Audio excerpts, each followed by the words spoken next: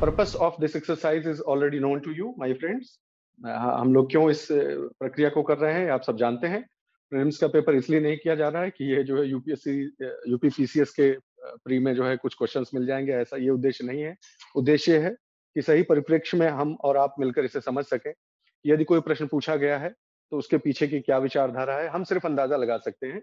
और यह बिल्कुल ना समझिएगा इस बात से कि हम ये कहना चाह रहे हैं इस प्रक्रिया से कि अगर आपने ये पढ़ा होता तो आप ये सवाल कर ले गए होते। नहीं, वो पर्पस नहीं है, क्योंकि वो कोई नहीं कह सकता है। यही सच्चाई वास्तविकता है। This element of uncertainty is what makes an exam competitive, any exam for that matter. तो ये नहीं कहना है कि क्योंकि आपको सपना थोड़े आ जाएगा कि ये पढ़ लेता हूँ ये एग्जाम में आने वाला है। तो ये जो हम लोग बैकवर्ड्स इंजीनियरिंग, जो रिवर्स इंजीनियरिंग कर रहे हैं, उसका पर्पस सिर्फ ये है कि हम कोई तो लिंक निकाल सकें कि कोई प्रश्न क्यों आया होगा। ये सिर्फ एक हम लोगों का एक रीजनेबल एजम्पशन है, रीजनेबल प्रिजम्पशन है कि आखिर ये प्रश्न आया है तो क्यों आया होगा, नंबर एक।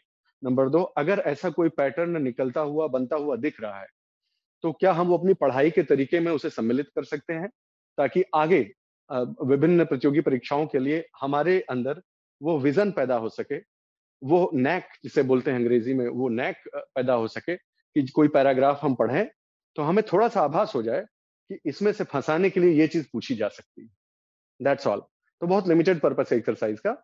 और ये भी जानना आवश्यक है कि जो नए अभ्यर्थी हैं, अब जुड़ रहे हैं धीरे धीरे प्रिपरेशन के लिए, नए अभ्यर्थी जो है वो क्या क्या सबक ले सकते हैं, पढ़ाई के तरीके में अपने क्या संशोधन कर सकते हैं, और कैसे अपनी पढ़ाई के तरीके में और एग्जाम हॉल में जो परफॉर्मेंस करनी है उसमें मैच कैसे एस्टेब्लिश किया जाए, उनको कैसे जो है वो एक सूत्र में पिरोया जाए। तो ये सब उसके उद्देश्य हैं। जल्दी से बिना समय नष्ट किए हुए हम इस अपने पेपर पे आ जाते हैं।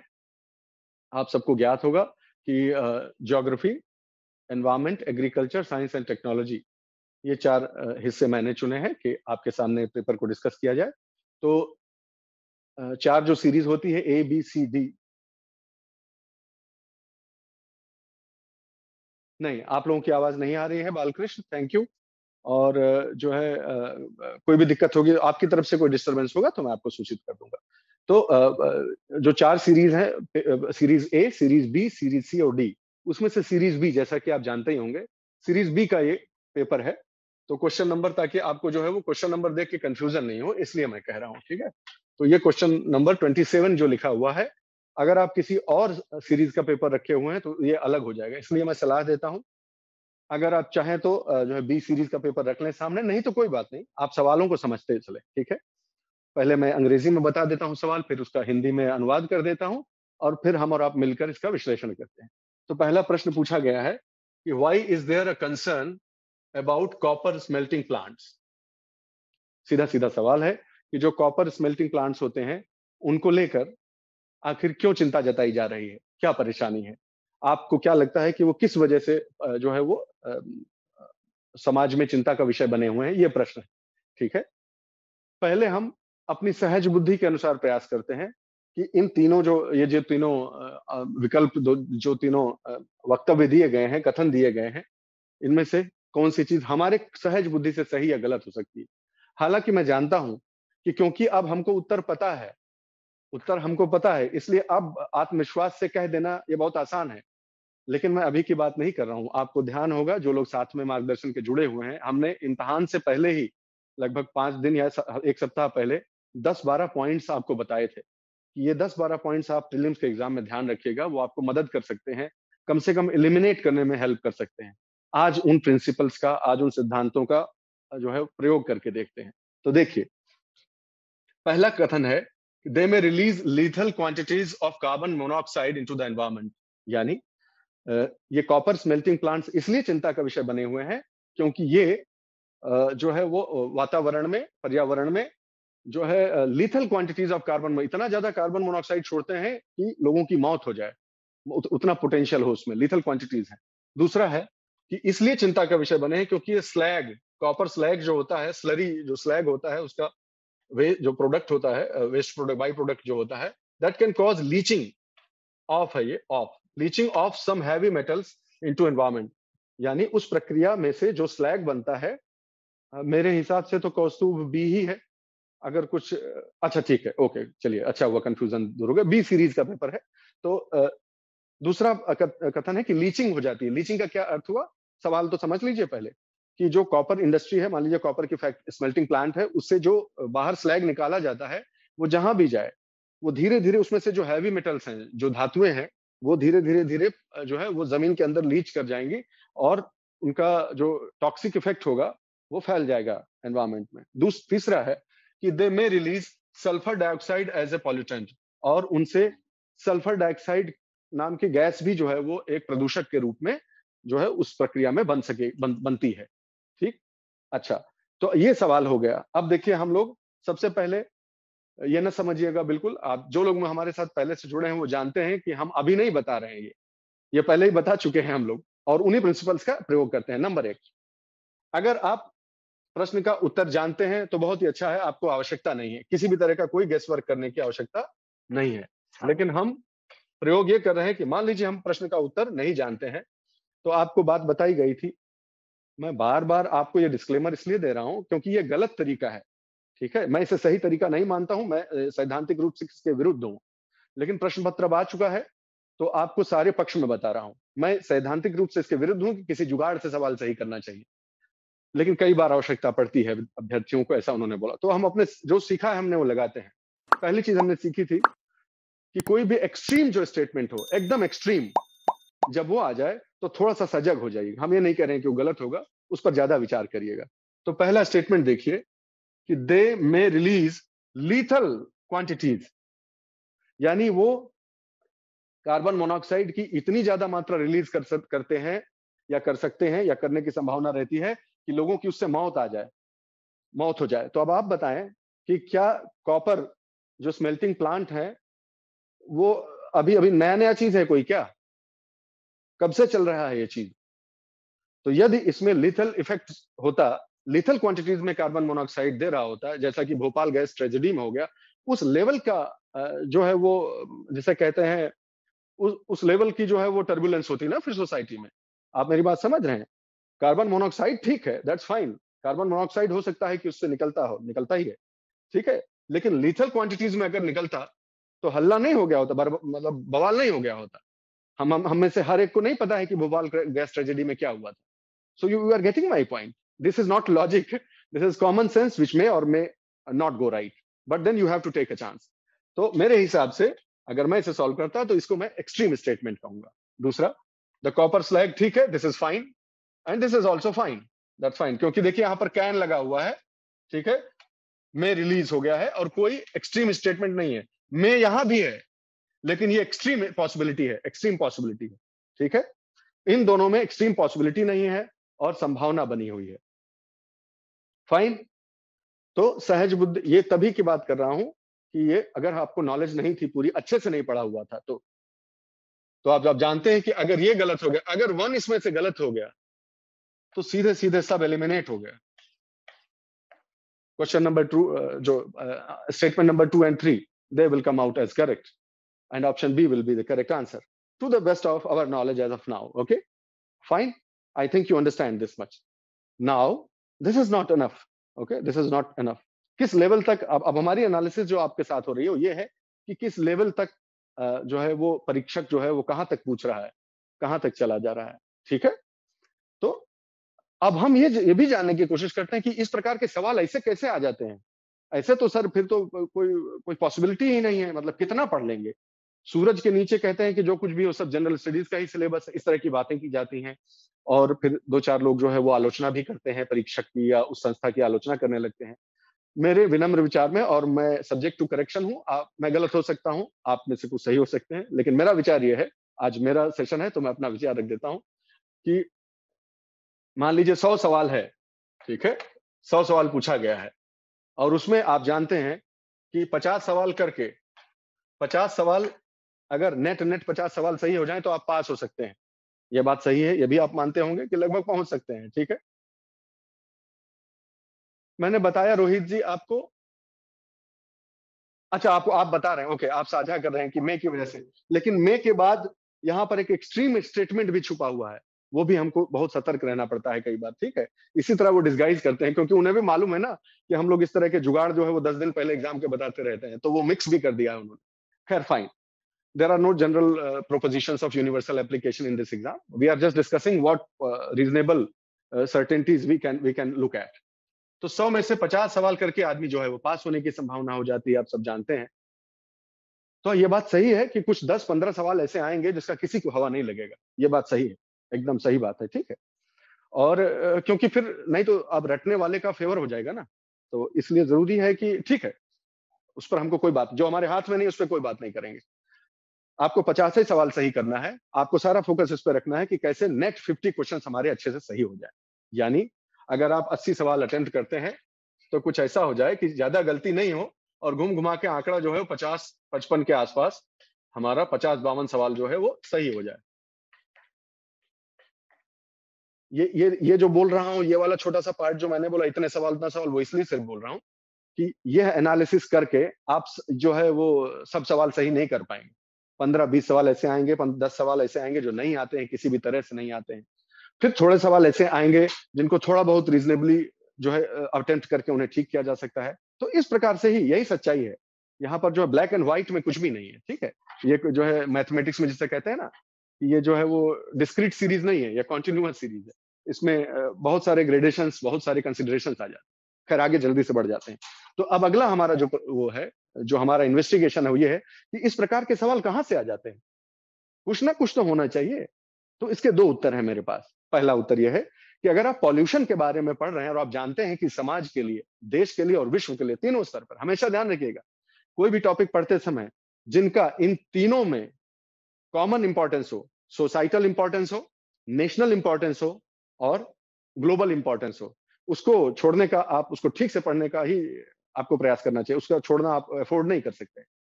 तो हम देखते हैं कि यह सवाल, अगर आप पॉल्यूशन पढ़ रहे हैं तो स्टैटिक पोर्शन के भी रूप में आपको पढ़ना ही पड़ेगा। इस तरह की चीजें जो नए नए पॉल्यूटेंट्स आ रहे हैं, या जिन पर ज्यादा जो है हल्ला हुआ है, या जो पिछले 1-2 साल में न्यूज में रहे हैं, ठीक है। मैं बहुत सोच समझ कर ये बोल रहा हूँ कि पिछले 1-2 साल में न्यूज रहे हैं, क्योंकि इधर के कुछ प्रश्न पत्र देखने से ऐसा आभास होता है, ऐसा एहसास होता है कि जो विंडो रहती थी कि 1 साल का देख लीजिए बस हो जाएगा, एग्जाम से 1 साल के पहले का देख लीजिए, करंट अफेयर्स वही करंट अफेयर्स है। ये जो धारणा है वो अब टूटती हुई नजर आती है। जो सोशल, नेशनल और ग्लोबल इंपॉर्टेंस की चीज है, वो चाहे 2-3 साल पुरानी भी हो गई हो, तभी आपको आना चाहिए। नेचुरल सी बात है, क्योंकि वो इतना मैसिव इम्पैक्ट है उसका जो है हम लोगों के ऊपर, कि वो थोड़ी पुरानी भी हो जाए तो उसके बारे में जनरल आइडिया होना चाहिए, ठीक है। तो यहाँ पर कोई वाटर टाइट लकीरें नहीं होती है, इस प्रकार से तैयारी नहीं होती है। आज समय बदल चुका है, ठीक है। तो जब अब तो स्टैटिक, मेरा कहना है कि यह सवाल स्टैटिक पोर्शन की पढ़ाई के रूप में भी किया जाना चाहिए, लेकिन किसी कारण से उधर ध्यान न गया हो तो इस तरह के समाचारों पे भी ध्यान जाना चाहिए।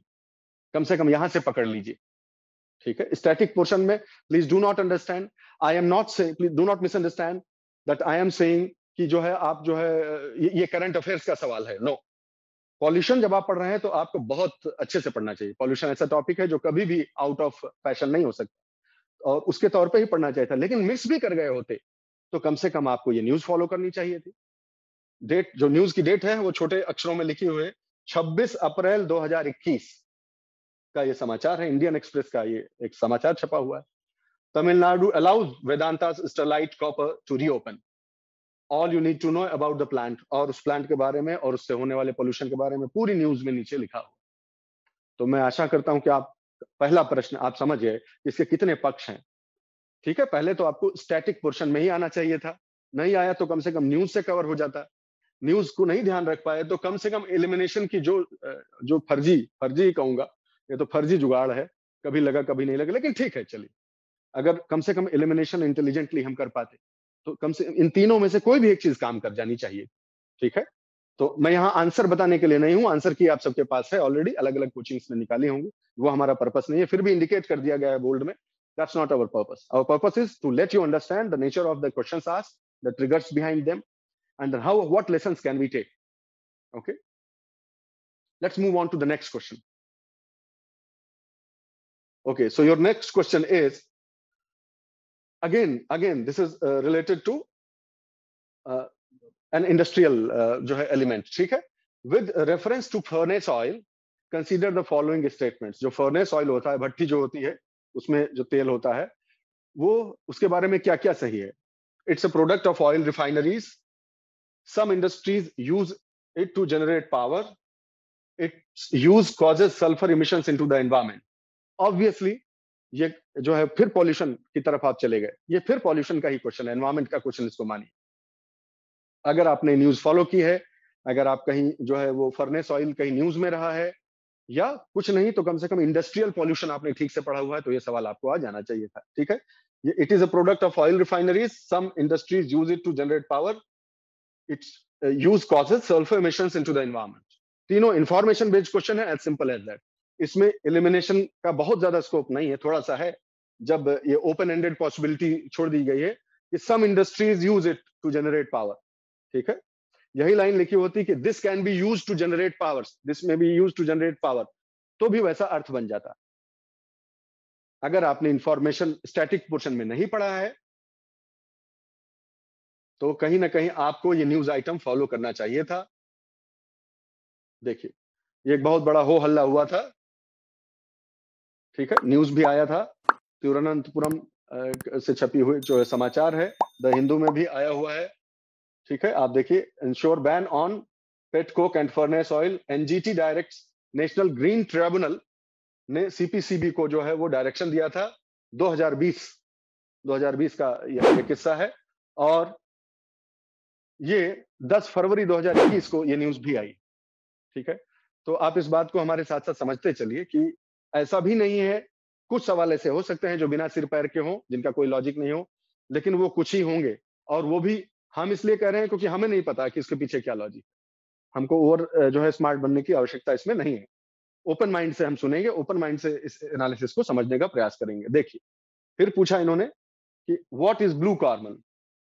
तो और हम मतलब एकदम से गए गुजरे हों तो कुछ नहीं तो जो ब्लू कलर है उसी के हिसाब से कुछ अंदाजा लगा लेते कि blue carbon captured by ocean and coastal ecosystems is called blue carbon. तो भी जो है तुक्का एक रीजनेबल गेस चल जाता है कि चलो कम से कम कुछ और नहीं तो नीला रंग है तो समुद्र मुद्र की ही कुछ बात होगी। But this is not the correct way, but I have to say this. लेकिन अगर वो नहीं भी हुआ फॉलो, अब this is a news, this is something that you ordinarily do not find in the news item. Okay, you may not find it, लेकिन जो literature available है मार्केट में, जो green energy, green hydrogen, blue carbon, you are supposed to know them. These terminologies you are supposed to know, isn't it? They are basics now. We cannot say कि ये कहाँ से पूछ लिया, they have become basics। फिर भी कहीं ना कहीं कोई बड़ा संस्थान है, ग्लोबल या इंटरनेशनल, उसकी वेबसाइट पे भी चीजें आती रहती हैं। अब ये मेरे लिए गलत होगा ये कहना आपको, अगर मैं इस मंच से आपको ये कहूं कि आपको international atomic energy association authority का या उनका जो है वेबसाइट देखना चाहिए था, आपको यूनेस्को की सारी जो है वेबसाइट देखते रहनी चाहिए थी। आई think that will become impractical. Okay, अगर आप में से कुछ ऐसा कर सकते हैं कि 4-5 बड़े जो ऑर्गेनाइजेशन है उन पर जो है नजर रखी जाए कि एनवायरमेंट से संबंधित कोई न्यूज आती है बड़ी, तो दैट्स फाइन। लेकिन कंपाइलेशंस मिल जाते हैं मार्केट में, ऐसा मैं समझता हूँ, कंपाइलेशंस आ जाते हैं, तो कम से कम उन्हें ध्यान से पढ़िए। ऐसे स्ट्राइक स्ट्राइक होने वाले कुछ टर्म्स हैं, उन पर ध्यान रखना पड़ेगा, वरना कन्वेंशनल जो मेथड ऑफ स्टडी है उसमें आपको मॉडिफिकेशन करना पड़ेगा। आप मेरी बात समझ रहे होंगे, मुझे उम्मीद है कि आप जिस पर्सपेक्टिव से मैं कह रहा हूँ उसी राइट स्पिरिट में आप ले रहे होंगे। मैं ये नहीं कहता, मैं अपेक्षा नहीं करता कि आप सभी का जो वेबसाइट चेक करते घूमे पूरे ग्लोबल और नेशनल ऑर्गेनाइजेशंस का, लेकिन कुछ मुख्य उनका जो है 2 महीना 3 महीना में एक बार कर लीजिए तो बेटर है, कि हल्का सा पता चल जाए कि क्या चल रहा है। बड़ी न्यूज कई बार डायरेक्ट वहां से पूछी जाती है। ये इंटरनेशनल एटॉमिक एनर्जी एजेंसी का जो है, ये देखिए, ये न्यूज छपी थी कि harnessing the power of blue carbon in mitigating climate. ठीक है, जून 2021 की न्यूज है, और इस प्रकार जो है उसके बारे में आपसे पूछ लिया गया है।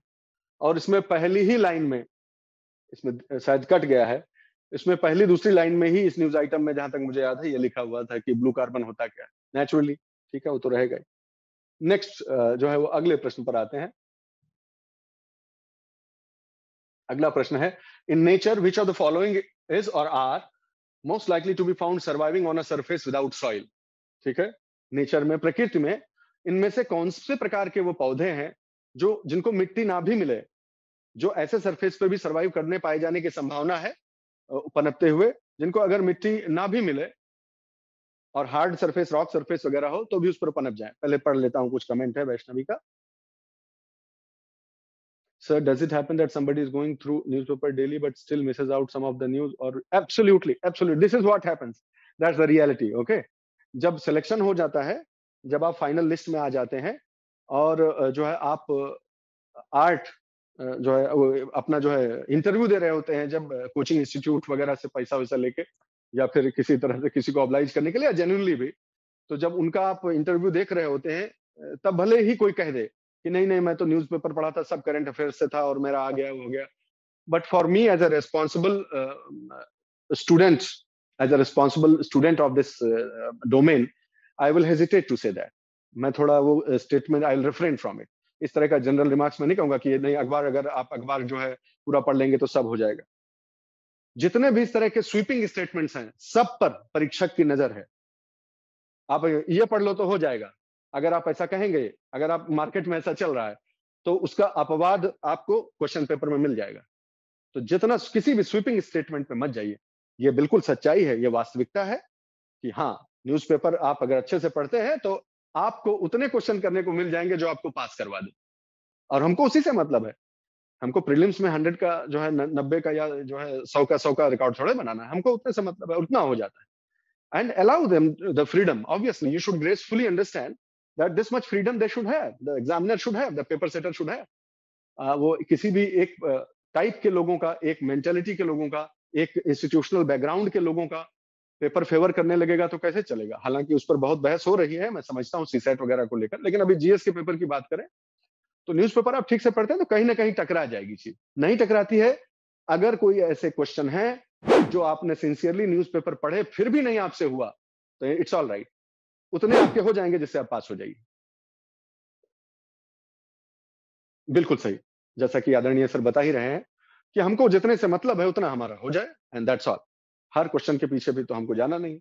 तो इस प्रश्न को देखते हैं, ये कहता है, ये इंटेंस क्वेश्चन है, थोड़ा जो है वो लेवल का क्वेश्चन है, डेप्थ का क्वेश्चन है। कहता है कि इनमें से कौन सी वनस्पति है जो कि ऐसी जगह पर पाए जाने की संभावना अधिक है जहां पर मिट्टी नहीं हो, और कोई सरफेस है लेकिन वो मिट्टी नहीं है फिर भी पनप जा रहा है वहां पे।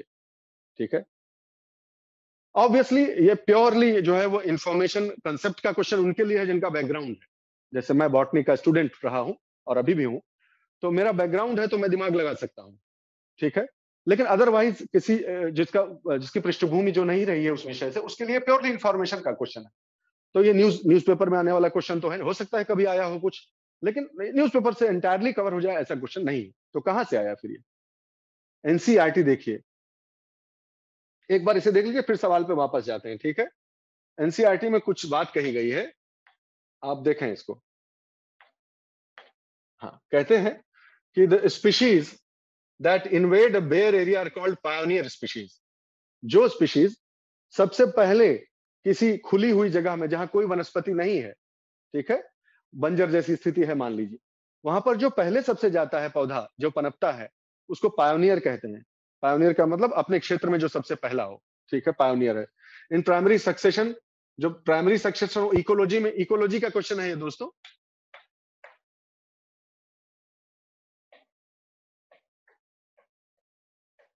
हाँ, इकोलॉजिकल सक्सेशन का जो चैप्टर है उसका ये हिस्सा है, उसकी हेडिंग है इकोलॉजिकल सक्सेशन, एनसीईआरटी में दिया हुआ है। तो यूजुअली कौन होते हैं, बोलता है कि लाइकेंस। जो लाइकेंस होते हैं, लाइकेन आप जानते होंगे अगर आपने थोड़ा बहुत भी पढ़ा होगा, तो फंगाई और एल्गी, यानी शैवाल और जो फंगस है, ठीक है, वो दोनों आपस में जब मिल जाते हैं उनका एक सिम्बायोटिक एसोसिएशन होता है, आप जानते होंगे, इसमें बताने की जरूरत नहीं। ठीक है। तो वो लाइकेंस पहले होते हैं जो एसिड सिक्रीट करते हैं, एसिड पैदा, जहां जहां जिस रॉक पे वो जम गए हैं उसमें एसिड पैदा करेंगे, रॉक को तोड़ डालेंगे, फिर धीरे धीरे टूटते टूटते जो मृदा मिट्टी से सॉइल फॉर्मेशन की जो प्रोसेस है ना, वो मृदा संश्लेषण हो जाता है, उससे मिट्टी बन जाती है। वो लाइकेन सबसे पहले जाते हैं और बाकी लोगों के लिए जगह बना देते हैं, धीरे धीरे धीरे करके आगे जो है वो एक घास का मैदान बन गया, फिर जंगल बन गया, इस तरह इसको सक्सेशन कहते हैं। एक के बाद जो एक कैसे वनस्पतियां उगती जाती हैं। ठीक है। तो वो यहाँ पर दिए हुए हैं, लाइकेंस दिए हुए हैं। ठीक है।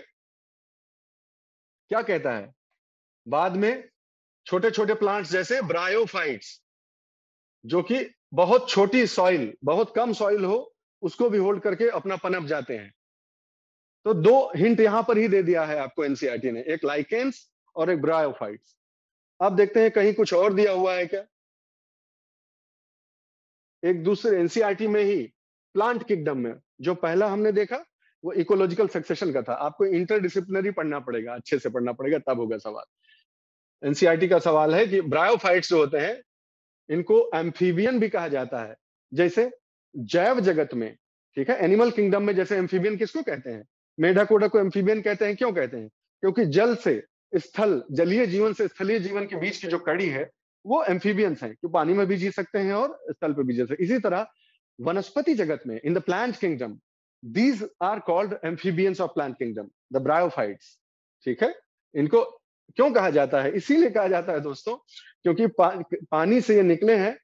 इनकी उत्पत्ति जो है, ये है उत्पत्ति और विकास हुआ है पानी से हुआ है, और जमीन की तरफ अब जो है जैसे जैसे जीवन जमीन की तरफ गया, तो ये कहीं भी जो है वो उगते हैं। तो अभी इनमें रूट सिस्टम डेवलप नहीं हुआ है। आपको याद होगा, अगर आप भूले ना हो, जिन्होंने हमारी क्लास की थी साइंस की, उसमें मैंने 5 किंगडम क्लासिफिकेशन का एक ट्रिकी तरीका बताया था। आपको मैंने बताया था कि सबसे पहले ये सवाल पूछिए कि सिंगल सेल है कि मल्टी सेलुलर है।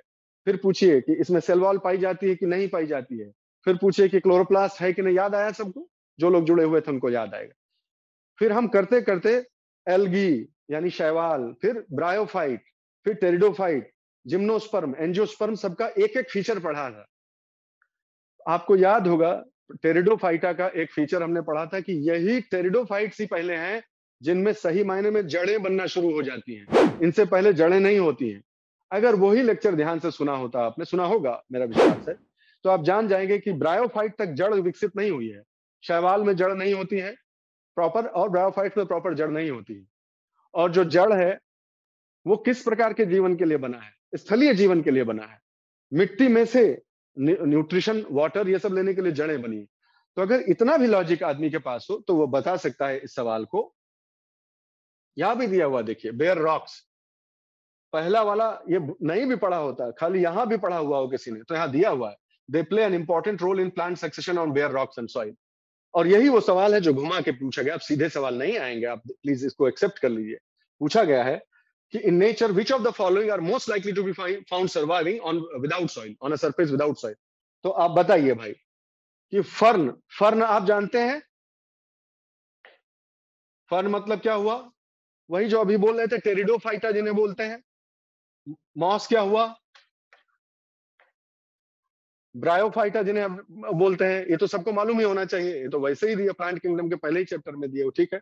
और मशरूम हो गया। आप ऐसे दिमाग लगा लीजिए। चलिए, कुकुरमुत्ता, कुकुरमुत्ता तो सब जानते ही है ना, उनको कुकुरमुत्ता बोलते हैं।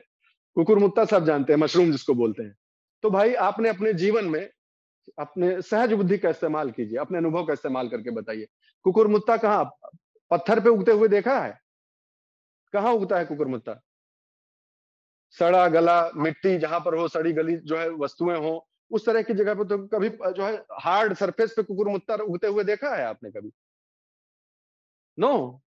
तो कुछ नहीं आता है। चलिए मान लीजिए, मैं आपको खाली बता रहा हूँ कि खाली yes, mushroom need soil to grow. तो अगर और कुछ भी नहीं आता है और आपको मालूम कि नहीं ये नहीं हो सकता, चौथा तो नहीं होगा, कॉमन सेंस है। हमने एनसीईआरटी एनसीईआरटी मान लो नहीं पढ़ा, गलत बात है अगर नहीं पढ़ा तो, लेकिन नहीं पढ़ा तो भी तो दुई से तो छुट्टी पा जाओगे, दो ही ऑप्शन से तो छुट्टी मिलेगा। और उसके बाद खाली इतना याद है कि ये लाइकेन तो होता है, लाइकेन तो होता है। और अगर आप सिर्फ इतना जानते हैं कि मॉस कुछ और नहीं है, ब्रायोफाइट्स ही होते हैं, तो काम हो जाएगा आपका। ऐसा कुछ नहीं कि बहुत कठिन सवाल था, कम से कम 2 पर तो आप आ ही गए। और आंसर है 2। अगर आपने ठीक से कोई भी उस एनसीईआरटी में से पढ़ा होगा तो आ जाएगा। तो ये ना समझिए कि जो है, मैं इस पर बल इसलिए दे रहा हूं क्योंकि कहीं ना कहीं चैट में या कहीं पर हमारे साथियों में से, हमारे अभ्यर्थियों में से किसी ने एक बात बोली थी कि ये तो ऐसा प्रीलिम्स का पेपर है जो कि साइंस वालों के लिए बनाया गया है, इस टाइप का लग रहा है। आपकी भावना मैं समझ सकता हूं, उसमें मैं उस पर मैं प्रश्न नहीं उठा रहा हूं। लेकिन अगर आप गहरा विश्लेषण करेंगे तो आप पा जाएंगे, जो चीज एनसीईआरटी से आ जा रही हो उसको ऐसा इल्जाम नहीं लगाते हैं कि साइंस वालों के लिए है ना, वो ठीक हमारे पार्ट पे ठीक नहीं होगा। तो जो अगर जब तक एनसीईआरटी में आ जा रहा है तभी तक मैं आपसे बहस करूंगा, वरना मैं आपकी बात मान लूंगा कि हाँ ये सवाल भाई जो है वो थोड़ा कठिन था। ठीक है। तो ये चीज एनसीईआरटी से कवर हुई है। जल्दी जल्दी अब बढ़ते हैं, समय का बहुत ज्यादा हम वो लोग नहीं करेंगे, नष्ट नहीं करेंगे समय को, जल्दी पढ़ जाते हैं। क्वेश्चन नंबर 41 देखिए क्या आया हुआ है। Which one of the following is used in preparing a natural mosquito repellent? ये तो वैसे ही आपको जान जाना चाहिए, बहुत ही सिंपल फैक्ट्स है, सिंपल फैक्ट बेस्ड क्वेश्चन है कि अगर जो है ओडोमॉस, जो ओडोमॉस होता है जो लगाना पड़ता है, उसको अगर किसी ने ध्यान से सूंघा भी होगा, अगर ध्यान से सूंघे होंगे तो हल्का सा आपको पता चल जाएगा कि वो जो लेमन ग्रास जैसी एक स्मेल होती है, वो जो वही जो चाय में डालते हैं ना सवेरे, चाय पीते हैं जो, उसी टाइप का स्ट्रिंजेंट जैसा एक स्मेल आता है, नहीं जो पेपरमिंट टाइप का, पेपरमिंट नहीं है वो, मैं बता रहा हूँ आपको कोरिलेट करने के लिए। तो आप बता सकते, वरना ये प्योरली इंफॉर्मेशन बेस्ड और बहुत बेसिक इजी क्वेश्चन है। अगर जनरल नॉलेज आप you are claiming that you are preparing for UPSC और any other exam, then this much general knowledge you are suppose to have, isn't it? आगे बढ़ जाते हैं। 42वां क्वेश्चन देखिए जल्दी से। Consider the following kinds of organisms. थोड़ा थोड़ा थोड़ा सा डिफिकल्टी लेवल हाई है। देखिए कहता है कि इन तरह के ऑर्गेनिजम्स का जो है वो इन पर कंसीडर कीजिए। कॉपीपॉड, ठीक है, कॉपीपॉड्स, साइनोबैक्टीरिया, डायटम्स एंड फोरामेनिफोरा, फोरामेनिफेरा, ठीक है। सवाल क्या है? सवाल सिर्फ ये है, इनमें से प्राइमरी प्रोड्यूसर कौन है? ओशन, और कहाँ के प्राइमरी प्रोड्यूसर? ओशन का, यानी एक्वेटिक सिस्टम में जो जलीय पारिस्थितिकी तंत्र है, जलीय पारिस्थितिकी तंत्र है, उसमें जो प्राथमिक उत्पादक कौन, इनमें से कौन है? कुल मिलाकर बात क्या पूछी जा रही है कि कौन इनमें से ऐसा है जो समुद्र में रहता है और अपना खाना खुद बना लेता है? बस, ज्यादा दिमाग काहे लगा रहे हैं? और जिन पर भक्षण करके, प्राथमिक उत्पादक का मतलब होगा कि ये प्राइमरी प्रोड्यूसर्स हैं, तो जो सबसे पहले कंज्यूमर्स होंगे लेवल 1 के, वो इनके ऊपर भक्षण करके अपना पेट भरे। तो क्या यह अपेक्षा करना मेरे लिए बहुत ज्यादा हो जाएगा आपसे कि आपने पढ़ते समय कहीं ना कहीं जनरल स्टडीज में, इकोलॉजी में एक शब्द सुना होगा जिसे कहते हैं फाइटोप्लैंक्टन?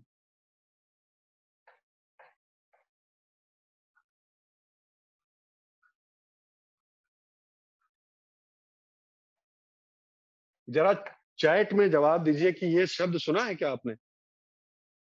आपने जरूर सुना होगा, ऐसी ऐसी मेरी अपेक्षा है ना अंकिता?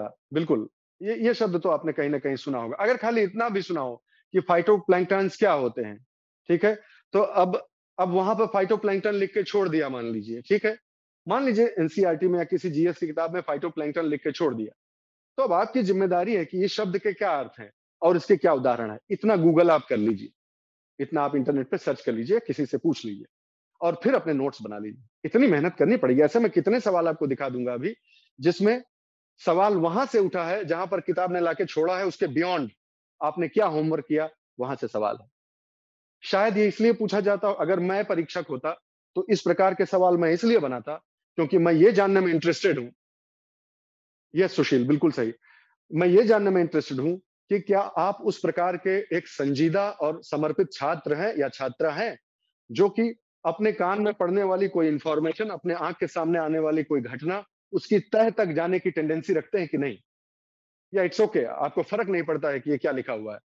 इस तरह का अफसर नहीं चाहिए किसी को, ठीक है? इस तरह का ब्यूरोक्रेसी वैसे ही परेशान है, ऐसे अफसर बिल्कुल नहीं चाहिए। जिनके सामने कोई चीज आई है और वो उसकी रूट तक जाकर उसको इन्वेस्टिगेट करके उसके बारे में पूरी इंफॉर्मेशन लेने की टेंडेंसी न रखते हो, ऐसे लोग नहीं चाहिए भाई। ठीक है, ये मेरा आइडियलिज्म है। लोग तो कैसे कैसे पहुंच जाते हैं, लेकिन ठीक है, कोई बात नहीं। मैं अगर परीक्षक होता तो मैं इस प्रकार का प्रश्न जरूर बनाता। मैं सारे ही प्रश्न ऐसे बनाता कि जो है सिर्फ किताब पढ़ के आप ना पास होइए। आपके अंदर वो जिज्ञासा होनी चाहिए कि आप उस सवाल के पीछे जा सकें, थोड़ा सा होमवर्क कर लें। कम से कम इंपॉर्टेंट टॉपिक्स पे कर लीजिए। आपको 50 सवाल ही तो कह रहा हूं मैं, 50 नेट सवाल सही करने की ही तो बात है। ठीक है, तो ये मेरा छोटा सा मतलब विनम्र मेरी विचारधारा है, आप इससे असहमत हो सकते हैं। तो फाइटोप्लैंक्टन पर अगर आपने विचार किया होगा तो ये भी जानते होंगे कि फाइटोप्लैंक्टन इसीलिए पढ़ा ही होगा क्योंकि समुद्र में उन्हीं को खा के जो है मछली वछली सब है कि नहीं है। और अगर इकोलॉजी में नहीं पढ़ा, साइंस में नहीं पढ़ा, तो एल निनो में पढ़ा होगा, ज्योग्राफी में कम से कम कहीं पढ़ लिया होता। एल निनो ला निनो जो होता है इफेक्ट, उसमें भी इसका जिक्र आता है। आप लोग एग्री करेंगे, मछली का चारा हो, बिल्कुल सही बात है। तो वो जो एल निनो इफेक्ट होता है उसमें ये सब आता है, ये सब भी बातें हैं। तो कहीं तो आपको फाइटोप्लैंक्टन आया होगा अगर, और अगर फाइटोप्लैंक्टन आपने सुना है तो आपकी जिम्मेदारी है, नैतिक जिम्मेदारी है एक विद्यार्थी के तौर पर कि आप उसके पीछे जाते। और अगर आप उसके पीछे जाते और कहीं नहीं भी जाते और कहीं नहीं भी जाते, एनसीईआरटी को ध्यान से देखा होता। ठीक है? सबसे लास्ट देखिए, मैं जो कह रहा हूँ उसके पीछे मैं अपने देखिए, अगर आप पढ़ पा रहे हो, हाँ, मुझे लगता है पढ़ पा रहे होंगे। The green plant in the ecosystem terminology are called producers. ठीक है, प्रोड्यूसर्स कहलाते हैं हरे वाले पौधे, क्योंकि अपना खाना बना सकते हैं। इन अ टेरेस्ट्रियल इकोसिस्टम, एक टेरेस्ट्रियल इकोसिस्टम में the major producers are herbaceous and woody plants. बिल्कुल सही बात है कि जो स्थलीय इकोसिस्टम है, पारिस्थितिकी तंत्र है, वहां पर ये जो पौधे होते हैं वो होते हैं। और देखिए लास्ट लाइन क्या है, इसी तरह likewise primary producers in an aquatic ecosystem are various species like phytoplankton, algae and higher plants। अब आप लोग तो जूम से जुड़े ही हुए हैं, आप मेरे लिए एक काम करिए, खाली छोटा सा काम करिए। अभी फोन लेकर बैठे होंगे, कोई ना कोई डिवाइस होगी आपके पास, आप गूगल करिए, और मैं भी करता हूं। ठीक है, अभी आमने सामने देख लेते हैं। खाली फाइटो प्लैंकटन शब्द को गूगल करके मैं आपको दिखाता हूं। सबसे पहला जो सजेशन आया बिल्कुल सही। फाइन फाइन, आप सजेशन में जाइए। आप जैसे ही इसमें आप विकिपीडिया पर जाएंगे, आपको उसके उदाहरण जो भर भर के उदाहरण दिए आपको मिल जाएंगे। मैं स्पेसिफिकली बताऊं, पहला पैरा, दूसरा पैरा और तीसरा पैरा। ठीक है, तीसरे पैरे का आधा जो लेटर हाफ पार्ट है, मैं आपको पढ़ के सुना रहा हूं। Phytoplanktons are very diverse, varying from photosynthesizing bacteria to plant like algae to armor plated coccolithophores। Last line examples की लाइन है, important groups of phytoplankton include diatoms, cyanobacteria and dinoflagellates. ये इंपॉर्टेंट, आपको आपको साइंस के level पर जाके सब थोड़ा चार्ट डालना है। Most common example, that's all, खाली इतना आपको पढ़ना है बस। जीएस मोस्ट कॉमन एग्जांपल इसका कौन है, तो मोस्ट कॉमन एग्जांपल फट से आ जाएगा कि ये दोनों है, 2 और 3 है। ठीक है, तो जरा भी आपको आता है कि ये अपना खाना खुद बना सकता है, थोड़ा भी आता है, तो बाकी तो वैसे ही एलिमिनेट हो जाएगा, और जो बचेगा उसमें अगर आप एनसीईआरटी ठीक से पढ़ेंगे तो आपको मिलेगा भाई, ऐसा नहीं। तो ये टेंडेंसी आपको पढ़नी पड़ेगी। मैं कहता रहता हूं कि ये सेल्फ टीचिंग एग्जाम है। तो सेल्फ टीचिंग का क्या मतलब हुआ, यही मतलब हुआ सेल्फ टीचिंग का, कि जितना दिया हो, कहते हैं अगर बहुत ही जो है वो पोएटिक काव्यात्मक तरीके से कहा जाए, तो मैं सीधे सीधे आपको बता दूं कि सीरियस तैयारी पढ़ाई की तब शुरू होती है जब किताब बंद हो जाती है। यही सच्चाई है। किताब आपने पढ़ लिया, आप उसमें गलतफहमी में मत रहिए कि आप यूपीएससी की तैयारी कर रहे हैं। किताब जहां से बंद हो जाती है, आपकी सोच चालू होती है, आप उस पर विचार करना शुरू करते हैं, आप उसके लिए इंफॉर्मेशन का जो है वो इन्वेस्टिगेशन करते हैं, तब आप समझिए कि तैयारी आप कर रहे हैं। प्लीज, ठीक है, आगे बढ़ते हैं।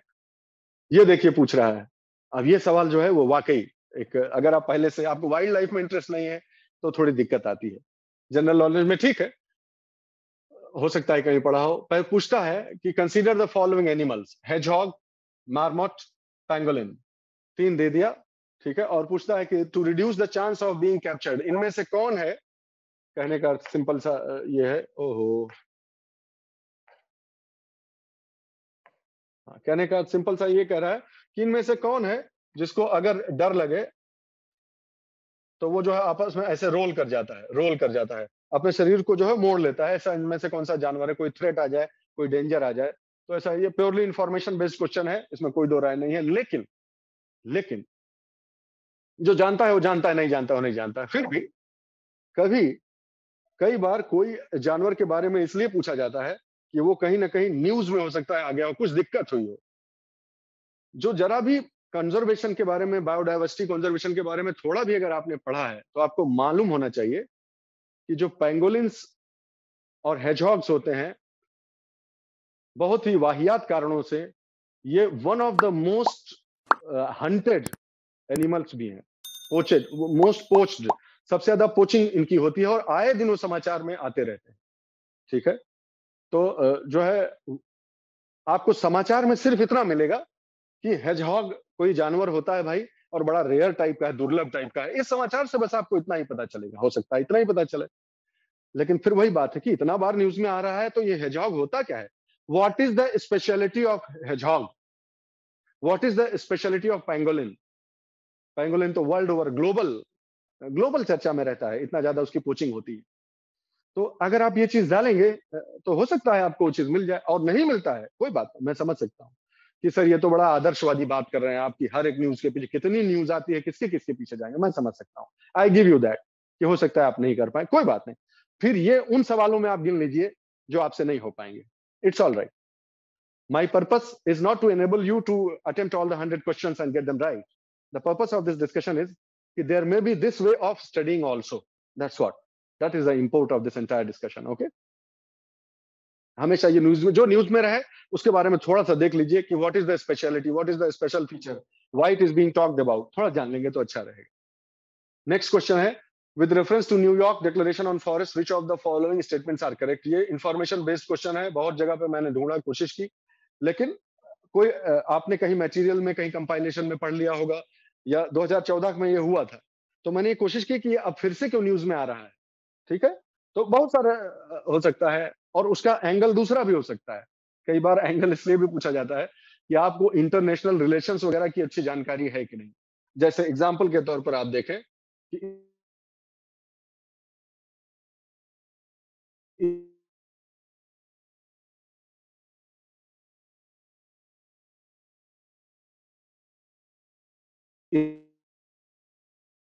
आ गई आवाज, अभी आ गई?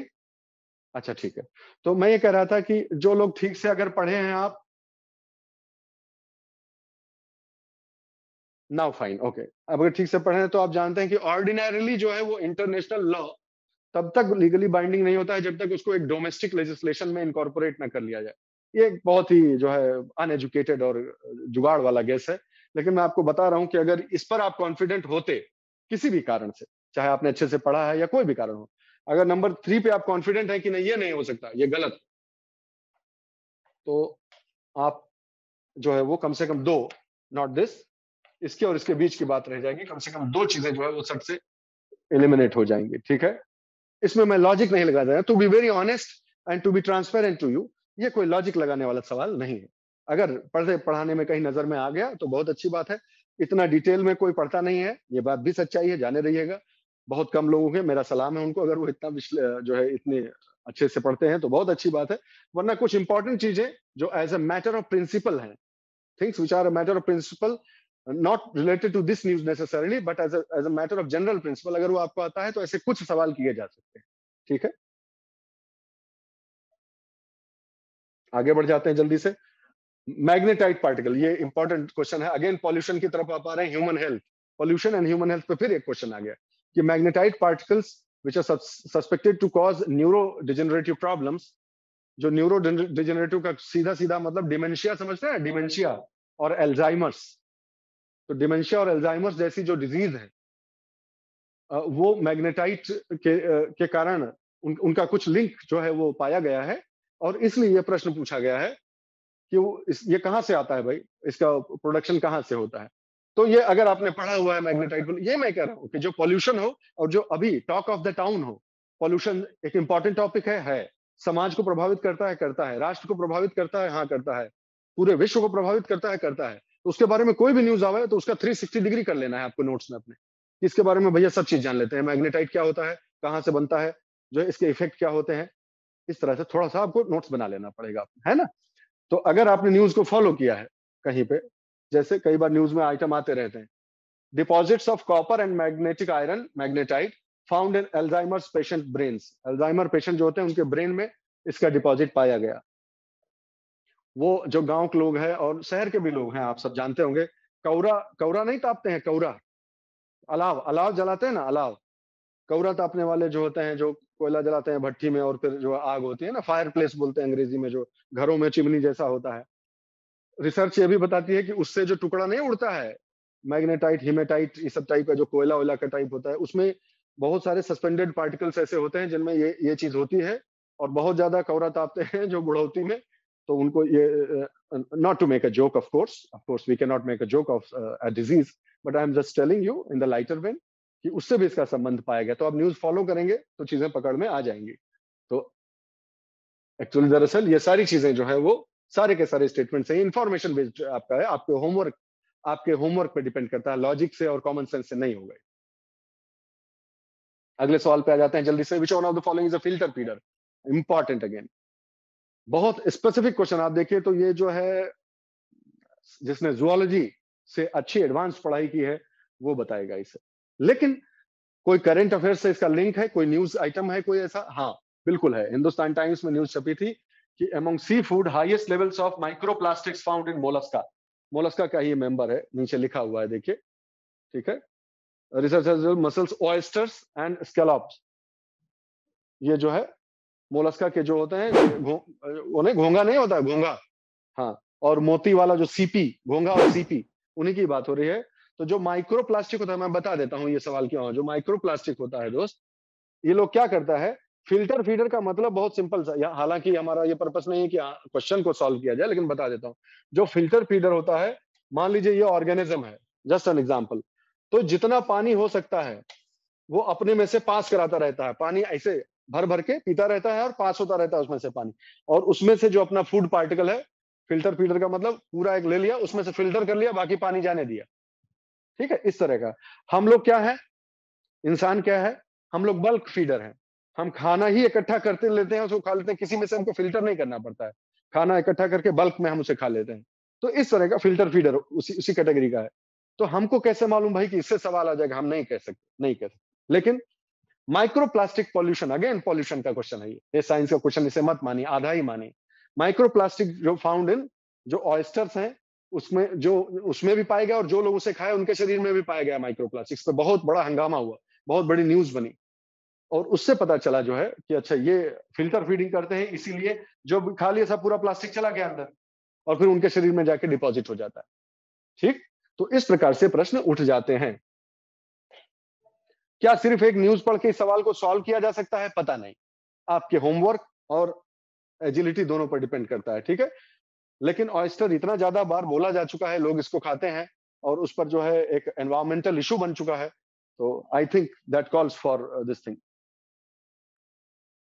दिसंबर 27 2020, दिसंबर 2020 का यह समाचार है। अगला सवाल, in the case of which of the following biogeochemical cycles the weathering of rocks is the main source of release of nutrients to enter the cycle. सवाल सिंपल सा ये कह रहा है दोस्तों कि बहुत अलग तरह की जो है भूगर्भिक जो है चक्र चलते हैं ना, carbon cycle, nitrogen cycle, phosphorus sulphur cycle, इस तरह के आपने सुने होंगे भाई, पढ़ा होगा तो। सिंपल इंफॉर्मेशन, खैर चलिए मैं आपको मजे की चीज बताता हूं। अगर किसी ने खाली कहीं ना कहीं पढ़ते समय या नमक के संबंध में कहीं भी आपने एक शब्द सुना हो, अगर जो शब्द है,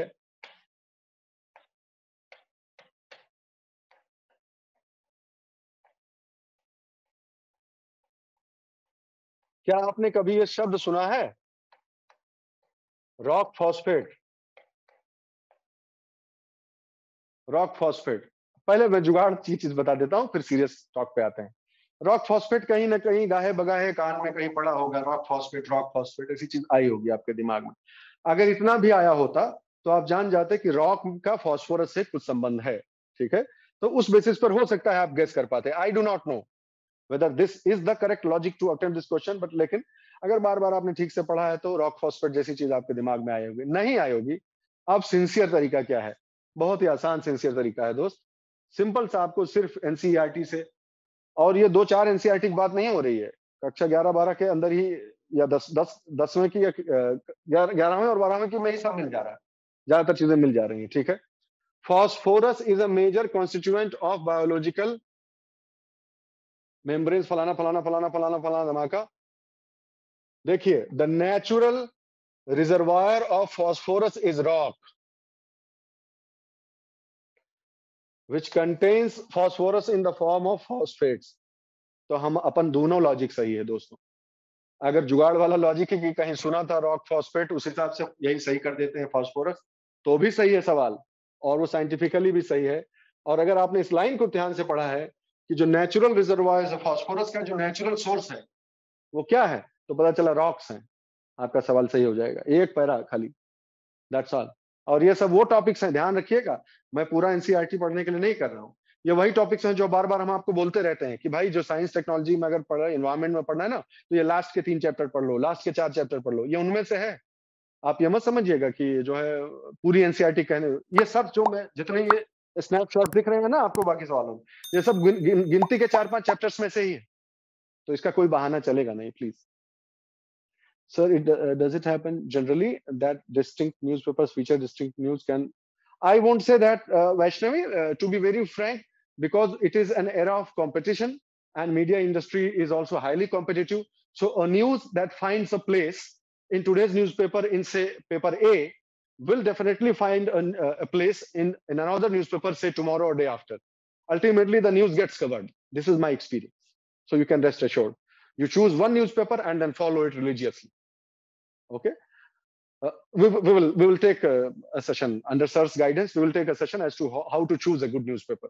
ओके और हम लोगों की भी कोशिश रहती है कि हम लोग खुद ही न्यूज़पेपर का एनालिसिस करके आपको बता दिया करें। ऐसी भी क्लासेस चलाने की सर करते ही रहे हैं और हम लोग सोच भी रहे हैं कि आपको क्यों उसमें भी समय बहुत ना वेस्ट हो। अखबार तो पढ़ना ही पड़ेगा, लेकिन हम आपकी इतनी इतनी असिस्टेंस जरूर कर देंगे कि ये सारी न्यूज बहुत इंपॉर्टेंट है, इन्हें पढ़ लीजिए। इतना शुरू में हम बता देंगे, फिर आप अपने आप काबिल हो जाएंगे, आप जानने लगेंगे कि ये न्यूज हमारे काम की है और ये नहीं। ओके, आगे बढ़ जाते हैं। Which of the following are detritivores? Detritivores कौन से हैं इनमें से? यानी हमारा जो डेट्रिटस जो है, डिकम्पोज चीजें खाने वाले कौन से हैं? ठीक है, जो डिकम्पोज कर दें उनको। डेट्राइटिवोर्स कौन से हैं? डिकम्पोज कर दें जो चीजों को।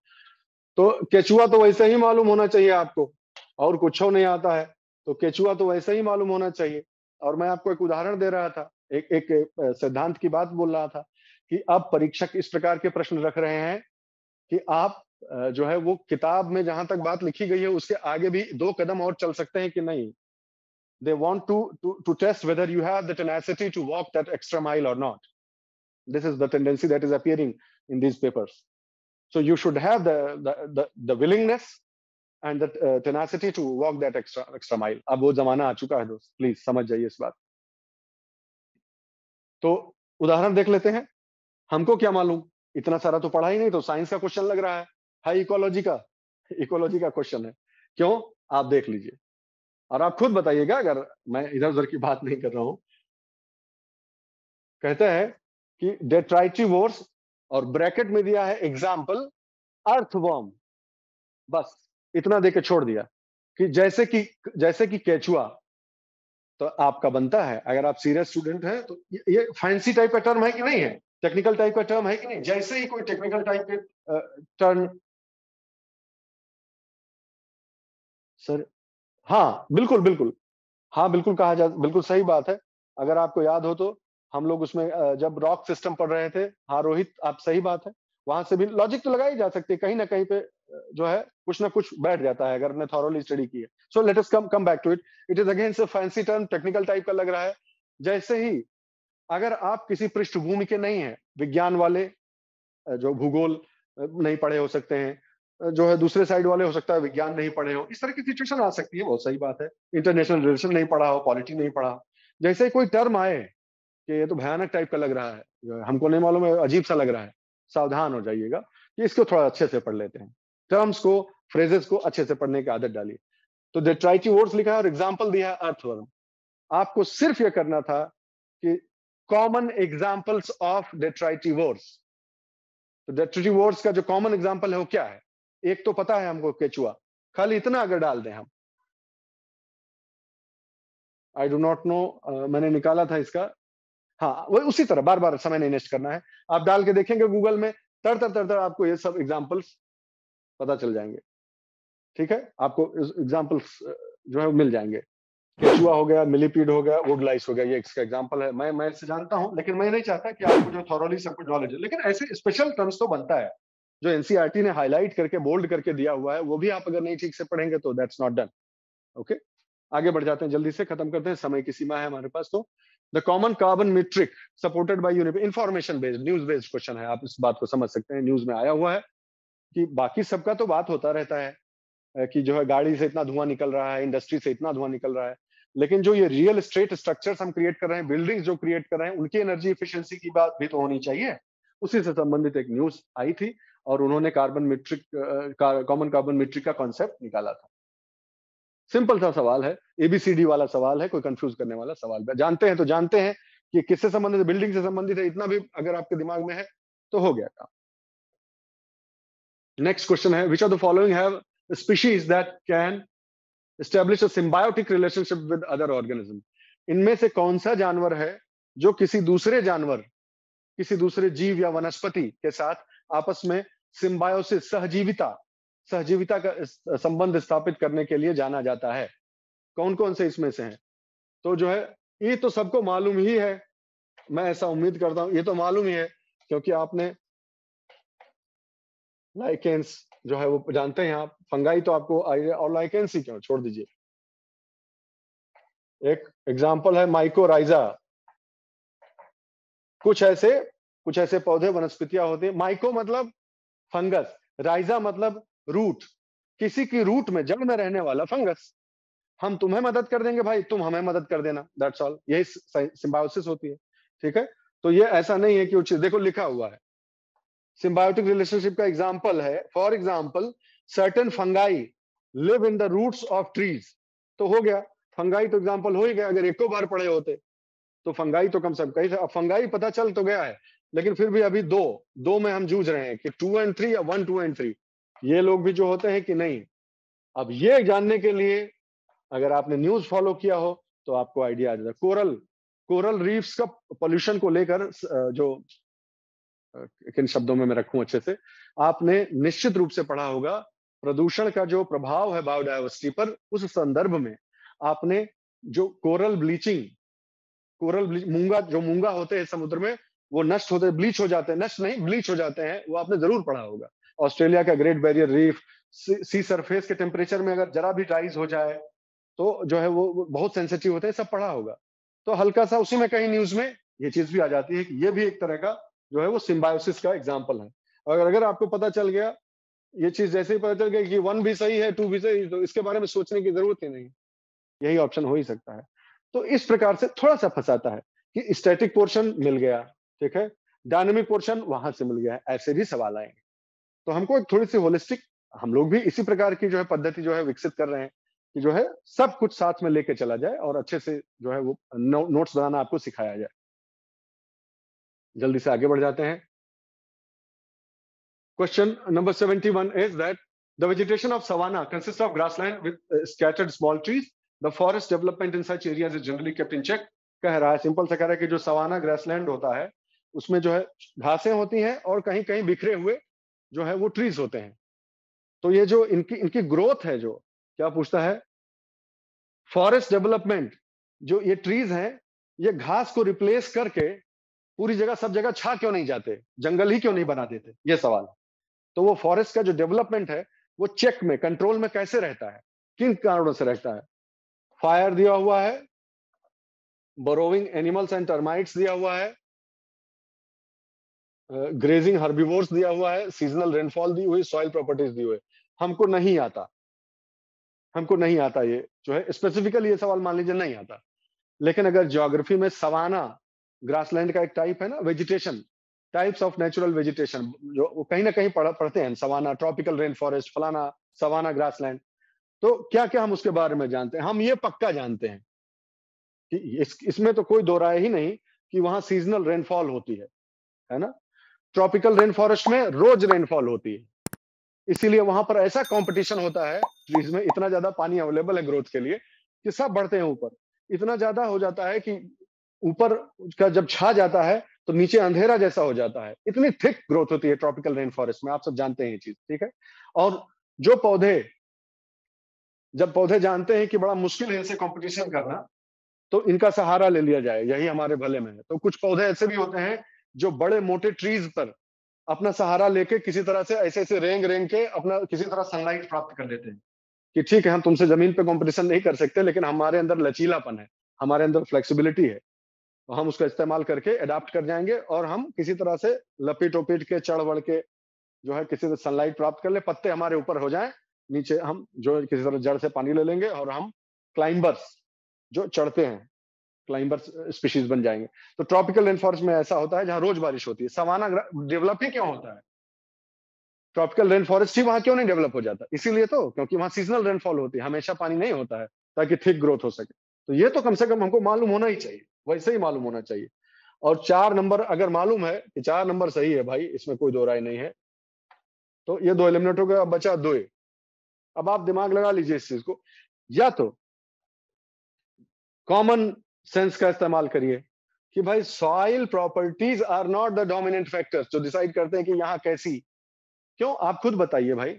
आप जरा सोच कर बताइए, हमने जो क्लासेस किए हैं इंडिया के पर्सपेक्टिव में किए हैं क्लासेस, कि ट्रॉपिकल रेन फॉरेस्ट यहाँ वेस्टर्न घाट के पास पाया जाता है, वहां पाया जाता है, उस तरह की वनस्पति पाई जाती है, वो पाई जाती है। लेकिन क्या इसी प्रकार हमने सॉइल भी इसी बेसिस पे बांटा है क्या, कि वेस्टर्न घाट में ऐसी सॉइल पाई जाती है, वहां पे ऐसी सॉइल पाई जाती है? नहीं। So soil is not the most dominant factor to determine which kind of the vegetation will grow there. It is rainfall, temperature.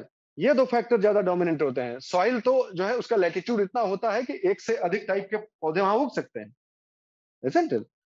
और कुछ ना याद आए, चलो सॉइल वाला नहीं याद आया आपको, मान लो इतना नहीं दिमाग लगा पाए, तो सवाना शब्द दिमाग में आते ही कहाँ की याद आनी चाहिए आपको? कौन से कौन से कॉन्टिनेंट, कहाँ का याद आना चाहिए? सवाना जैसे ही दिमाग में, अगर जरा भी टेलीविजन देखे हो, नई जनरेशन के लोग हो, तो सवाना याद आता ही कहाँ का आना चाहिए? अफ्रीका का याद आना चाहिए। अफ्रीकन सवाना बोलते हैं ना। जेब्रा चल रहे हैं, विल्ड बीस्ट चल रहे हैं, लायन लोग शिकार कर रहे हैं, चीता, चीता जानते हैं ना, तेंदुआ नहीं, चीता। चीता जो है 97 किलोमीटर पर आवर की स्पीड से दौड़ के जो है वो गैजल का शिकार कर रहा है। ये सब कहाँ होता है? अफ्रीका में होता है कि नहीं? तो अफ्रीका में ग्रेजिंग हर्बिवोर्स, और वही बातें हो रहा है। जेब्रा, विल्डेबीस्ट, ये सब जंगली भैंस वैंस टाइप का, ये सब वहीं तो पाया जाता है। तो वैसे ही आपको हो जाना चाहिए कि 3 और 4 दोनों सही है। तो 3 और 4 अगर आप जानते हैं तो काम खत्म हो गया। फायर तो है ही, वो तो चेक करता ही, उसमें कोई बात नहीं, वो नहीं आता है तो भी। That's what I am saying कि you need to use your common sense also. कुल मिलाकर हो जाते हैं। With reference to water on planet Earth consider the following statement. ये शायद हम लोगों ने पहले ही कुछ क्लासेस में इसे चर्चा कर ली थी। ये देखो, ये पाई चार्ट है, इसमें से इतने परसेंट हम लोग इसको, जो लोग साथ में क्लास किए थे वो सब पढ़े थे इसको, कि जो है वाटर बजट, अर्थ का वाटर बजट क्या है, वो हम लोगों ने पढ़ाई की थी। तो इन्फॉर्मेशन बेस्ड क्वेश्चन है, आपको जो है वो मालूम होना चाहिए। और वैसे भी अगर नहीं हो आता है तो ये पढ़ो ना, नदियों में और झील में जितना पानी है which is more than the amount of ground water, that's not correct. Ground water जो भूमिगत जल है उससे ज्यादा नदियों में है। No, that's not, that doesn't appeal to the common sense. Okay, ठीक है। कंसीडर द फॉलोइंग स्टेटमेंट्स पे आ जाइए। मोरिंगा, टर्मरिन, इमली और मोरी, सहजन, सहजन और इमली के बारे में सवाल है, तो कहीं ना कहीं न्यूज में रहा होगा। और क्या, न्यूज में रहा है भाई, ऐसा नहीं है, बिल्कुल न्यूज में रहा है। और अगस्त 2021, 15 अगस्त 2021 में तो न्यूज में आ भी गया, मतलब न्यूज़पेपर में आ गया। तो उससे 10-15 दिन पहले सरकार ने यह फैसला इस तरह का लिया होगा। तो इस प्रकार से चीजें जो है वो न्यूज में रही हैं, और इसीलिए मोरिंगा मिराकुलस प्रोडक्ट के रूप में जो है चाइना। और एक बार ऐसा मुझे याद आता है कि ये इंडिया एक अच्छा एक्सपोर्टर बन गया है मोरिंगा का, और चाइना वगैरह को भी बहुत महंगे प्राइस में एक्सपोर्ट हुआ था, कुछ ऐसा ध्यान आता है हल्का सा। तो वो उससे संबंधित है। आता है तो ठीक, नहीं आता है तो फिर कोई उपाय नहीं है। इंफॉर्मेशन और करंट बेस्ड क्वेश्चन है। जिसको ठीक से आता है तो वो 1-2 पे भी एलिमिनेट कर सकता है, अगर उसे मालूम है तो। अगर मालूम है कि नहीं भाई, ये जो है ये नहीं हो सकता, मोरिंगा का जो बीज, इमली के बीज से बायोडीजल नहीं बनता है, ठीक है, बायोफ्यूल इमली के बीज से नहीं बनता है। अगर इतना भी कहीं कॉन्फिडेंस है तो वैसे ही गेम ओवर हो जाएगा। लेकिन कोई बात नहीं, कुछ सवाल ऐसे होते हैं जो कि हम श्योरिटी से नहीं कह सकते, एक्सेप्ट कर लीजिए उस चीज को, कोई बात नहीं। नेक्स्ट क्वेश्चन पूछा गया है, यहू से आसान सवाल कोई हो तो बताओ हमका। यहू ऐसो, इससे भी गया गुजरा सवाल मिल जाए कहीं तो बताओ। ब्लैक कॉटन सॉइल इंडिया की जो है वो, ब्लैक कॉटन सॉइल इंडिया की जो है वो किस प्रकार की चीजों के क्षरण से बनती है? किस प्रकार की रॉक के क्षरण से? ब्राउन फॉरेस्ट सॉइल से ब्लैक सॉइल बनती है, कि वॉल्केनिक रॉक से सॉइल बनती है? कुछ और नहीं ध्यान आ रहा है तो ब्लैक है उसका कलर। तो वॉल्केनो से निकलने वाला जो रॉक सिस्टम है, उनसे जो बनता है रॉक सिस्टम, लावा जो है, इग्नियस जो सिस्टम पूरा बनता है, उससे बनता है। और दरअसल ये तो बहुत ही बेसिक सवाल है। अब याद कीजिए, जो लोग, हम लोग जो साथ में पढ़ाई किए थे, उसको इसी तरह से पढ़ाया गया था। आप एनसीईआरटी में देखिए, कहीं ब्लैक सॉइल की हेडिंग में साफ साफ दिया नहीं है ये कि किस तरह के रॉक से बनता है। मैंने कोशिश की, लेकिन हमने इसको इस तरह से पढ़ा था कि पहले हम रॉक सिस्टम पढ़े थे, कि इंडिया का जो रॉक सिस्टम है वो कैसा है, ठीक है। इंडिया के रॉक सिस्टम को पढ़े थे कि ये डेक्कन ट्रैप है, यहाँ पर जो है ज्वालामुखीय प्रक्रियाओं के द्वारा पहले लावा पूरा फैल गया, फिर इस पर अलग अलग जलवायुवीय कारकों ने उस पर अपना काम किया और मृदा क्षरण हुआ और फिर मृदा बनी, उसी को आज ब्लैक सॉइल कहते हैं। हमने मैप को एक के ऊपर एक रख के दिखाया था कि इससे इस तरह की मिट्टी बनी है, इससे इस तरह की मिट्टी बनी है। रॉक सिस्टम, जिस तरह का रॉक सिस्टम, उससे उससे वैसी मिट्टी, सबको ध्यान होगा। और वही वही सवाल जो है वो पूछा गया है। हाँ, एक एक प्रश्न अखिलेश जी ने पूछा है कि मोरिंगा जो है वो शेड्स इट्स लीव्स। मोरिंगा अपनी जो पत्ती है, सहजन जो होता है, वो अपनी जो पत्तियां हैं वो हर साल, क्या कहाँ गया चैट? मोरिंगा, हाँ sir, moringa sheds its leaves every year. I have observe that, then how can be evergreen. अच्छा, आप ये पूछ रहे हैं कि जो मोरिंगा का पौधा होता है वो हर साल जो है वो अपनी पत्तियां, एवरी ईयर क्या आप ऐसे बोले ना कि एवरी सीजन में जो है वो मोरिंगा जो है वो अपना पत्ती गिरा देता है, आप ये कहना चाह रहे हैं? मेरे हिसाब से यही आपका कहना है कि सीजन में अगर पत्ती गिरा देता है तो फिर वो कैसे हो सकता है?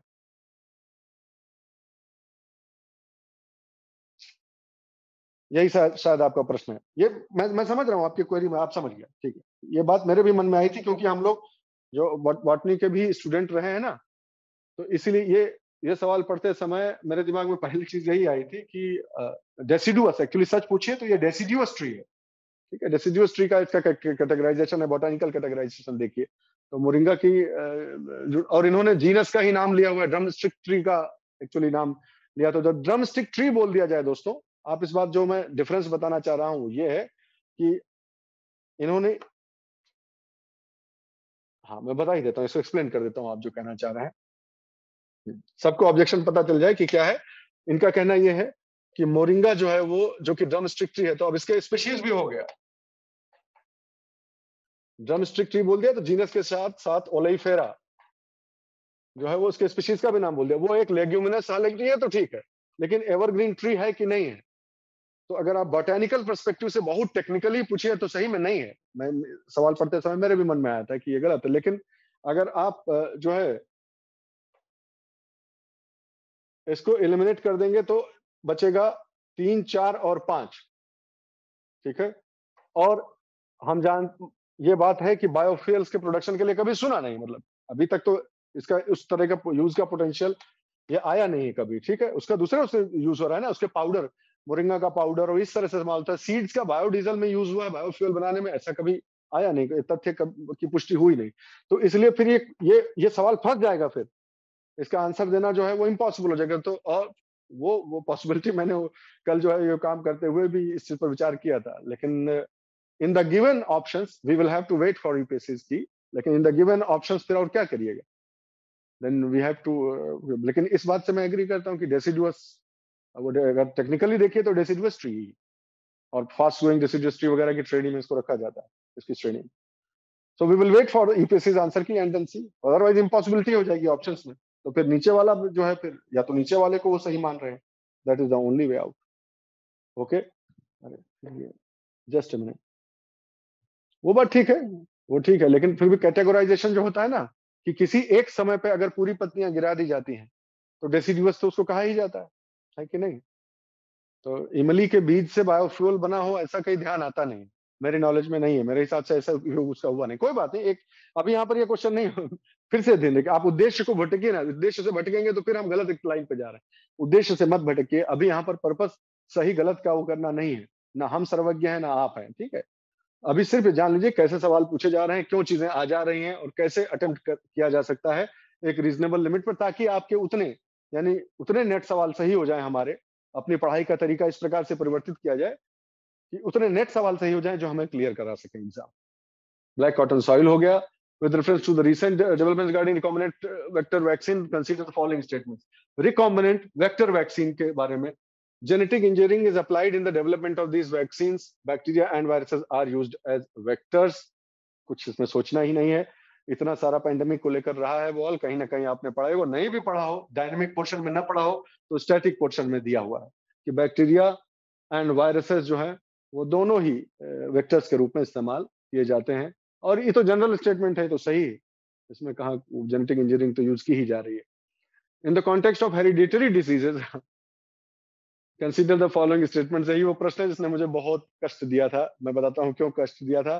क्योंकि आपको ध्यान होगा हम लोगों ने जेनेटिक्स पार्ट 2 में जेनेटिक डिसऑर्डर्स के बारे में चर्चा की थी। और हुआ ये था कि तब तक 2 घंटे पूरे हो गए थे, 2 घंटे समाप्त हो गए थे क्लास को चलते-चलते, और मुझे लगा कि अब आपकी 10 दिन में प्री की परीक्षा है, तो अब इतना रुक जाते हैं इतने पर। जो चीज़ छोड़ी थी उस दिन, अगले 15 मिनट में जो कवर होने की थी और जो छोड़ दी थी वहाँ पे, वो साइटोप्लाज्मिक इनहेरिटेंस का ही था केस। कि साइटोप्लाज्मिक जो डिजीज़ेज़ होती हैं, वो क्या होती हैं? डीएनए से होने वाली डिजीज़ तो हम समझ गए थे सब, क्रोमोसोम से, डीएनए से। लेकिन उसके न्यूक्लियस के बाहर सेल में जो साइटोप्लाज्म होता है, उसमें माइटोकॉन्ड्रियल डिजीज़ जो है, वही अगला नंबर था। लेकिन जो है वो थोड़ा-सा वो रह गया था उस दिन, तो उसपे ही सवाल आ गया। तो ऐसा ही होता है, कई बार भाग्य ऐसा होता है, कोई बात नहीं। तो अगर आपने फॉलो किया है एनसीईआरटी, अगर कवर कर उस दिन कवर कर दी होती तो सवाल भी आपका हो गया होता। तो एनसीईआरटी, और सबसे इंपॉर्टेंट चीज कि जो एक रिवॉल्यूशन की तरह, एक क्रांति की तरह न्यूज़पेपर्स में आता रहा हो, 2 साल में, 3 साल में, वो भूलना नहीं चाहिए। 2-3 साल में अगर न्यूज में कोई चीज ऐसी आई कि ऐसा पहले कभी नहीं हुआ और जो है ये पहली बार मानव इतिहास में हुआ, तो वो थोड़ा सा दिमाग में बैठा लेनी चाहिए। ग्रीस में 3 person baby born in medical revolution, कि स्पर्म किसी और का, एग एक माता का, स्पर्म पिता का, और लेकिन जो साइटोप्लाज्म से माइटोकॉन्ड्रिया है वो किसी और का। 3 लोगों का कंट्रीब्यूशन। क्यों? क्योंकि माँ से आने वाला जो माइटोकॉन्ड्रिया है वो डिफेक्टिव है, मान लीजिए, उससे आगे फिर बच्चे में डिजीज हो जाएगी, तो उसका माइटोकॉन्ड्रिया नहीं लिया जाता है, माइटोकॉन्ड्रिया किसी और से ले लेते हैं जिसका हेल्दी माइटोकॉन्ड्रिया हो। तो माइटोकॉन्ड्रियल डिजीज उस तरह से ट्रांसफर होती है। इस समय अपने को नहीं मिला, ठीक है। इस प्रकार से और नहीं भी, मगर हमने नहीं पढ़ा है, क्लास में नहीं हो पाया था। अगर सिर्फ एनसीईआरटी पढ़ी जाए तो धीरे सीधे आंसर है उसका, कुछ सोचने की जरूरत नहीं। ये तो सीधा सीधा सवाल ही है। ये तो Bollgard and Bollgard 2 technologies, Monsanto को लेकर इंडिया के सुप्रीम कोर्ट का जजमेंट आया था, इतने बड़े कंट्रोवर्सी पर एक जजमेंट आया था, उसमें भी इसका पूरा पूरा न्यूज आइटम देखेंगे, सीधे सीधे इसी पर बात ही हो रही है। बोलगार्ड 2 पर जो है वो बात हो रही है। करंट अफेयर्स में सीधा क्वेश्चन है जेनेटिकली मॉडिफाइड क्रॉप प्लांट्स के बारे में। नेक्स्ट क्वेश्चन है, in a pressure cooker the temperature at which the food is cook depends mainly upon which of the following. पूछ रहा है कि कुकर में क्या पूछ रहा है, ध्यान से सुनिएगा, यह सवाल को ठीक से पढ़ना भी आना चाहिए ना भाई। टेम्परेचर, जिस पर जिस पर खाना, जिस तापमान पर खाना पकेगा, उस तापमान पर, ड्यूरेशन की बात नहीं हो रही है, ध्यान रखिएगा कि कितनी जल्दी खाना पकेगा, किस तापमान पर पकेगा, उसमें इनमें में से किसका योगदान होता है। Area of the hole in the lid, ये जो मान लीजिए प्रेशर कुकर है, इस प्रकार से प्रेशर कुकर है, तो जो सीटी रहती है उसके नीचे ये जो छेद रहता है, इसकी बात हो रही है, ठीक है। और वेट ऑफ द लिड, इसका वजन कितना होगा, इस पर इतना तो आप समझ ही सकते हैं कि इसका नाम प्रेशर कुकर है, तो ये प्रेशर अप्लाई करता है, ठीक है। तो जो है वो बॉइलिंग पॉइंट को मॉडिफाई कर देता है, और जो है दाल जो है वो अच्छे से गल जाती है फटाफट। तो उसका सीधा संबंध इस पर तो होगा ही। कितनी जो है कितना प्रेशर क्रिएट हो रहा है, उसके लिड पर भी डिपेंड करेगा, इसके वेट पर भी डिपेंड करेगा, दोनों पे। टेम्परेचर ऑफ द फ्लेम, नीचे से जो आग जल रही है वो कितना ज्यादा, उसका टेम्परेचर कितना ज्यादा है, उस पर भी डिपेंड करेगा। अब इसी पे इसमें दो मत हो जाते हैं कि क्योंकि प्रेशर कुकर के अंदर की बात जब हो रही है, तो जो वेरिएबल्स हैं, वो दोनों की वेरिएबल्स की जब बात हो चुकी है, तो इस एक्सटर्नल फैक्टर की बात की जानी चाहिए कि नहीं, इस सवाल में फिट होता है कि नहीं। कोई बात नहीं, इतना दिमाग लगाने की जरूरत नहीं है, एक आध सवाल दाहिने बाएं भी हो जाएगा तो चले, इतना तो आपको जैसे 40 क्वेश्चन हम लोग कर रहे हैं, टोटल 40 क्वेश्चन कर रहे हैं, ठीक है। 40 क्वेश्चन में मैं आपसे सिर्फ 25 ही की तो उम्मीद कर रहा हूँ भाई। 25 नेट सवाल सही होने चाहिए, दैट्स ऑल, हमारे 40 क्वेश्चन में, ठीक।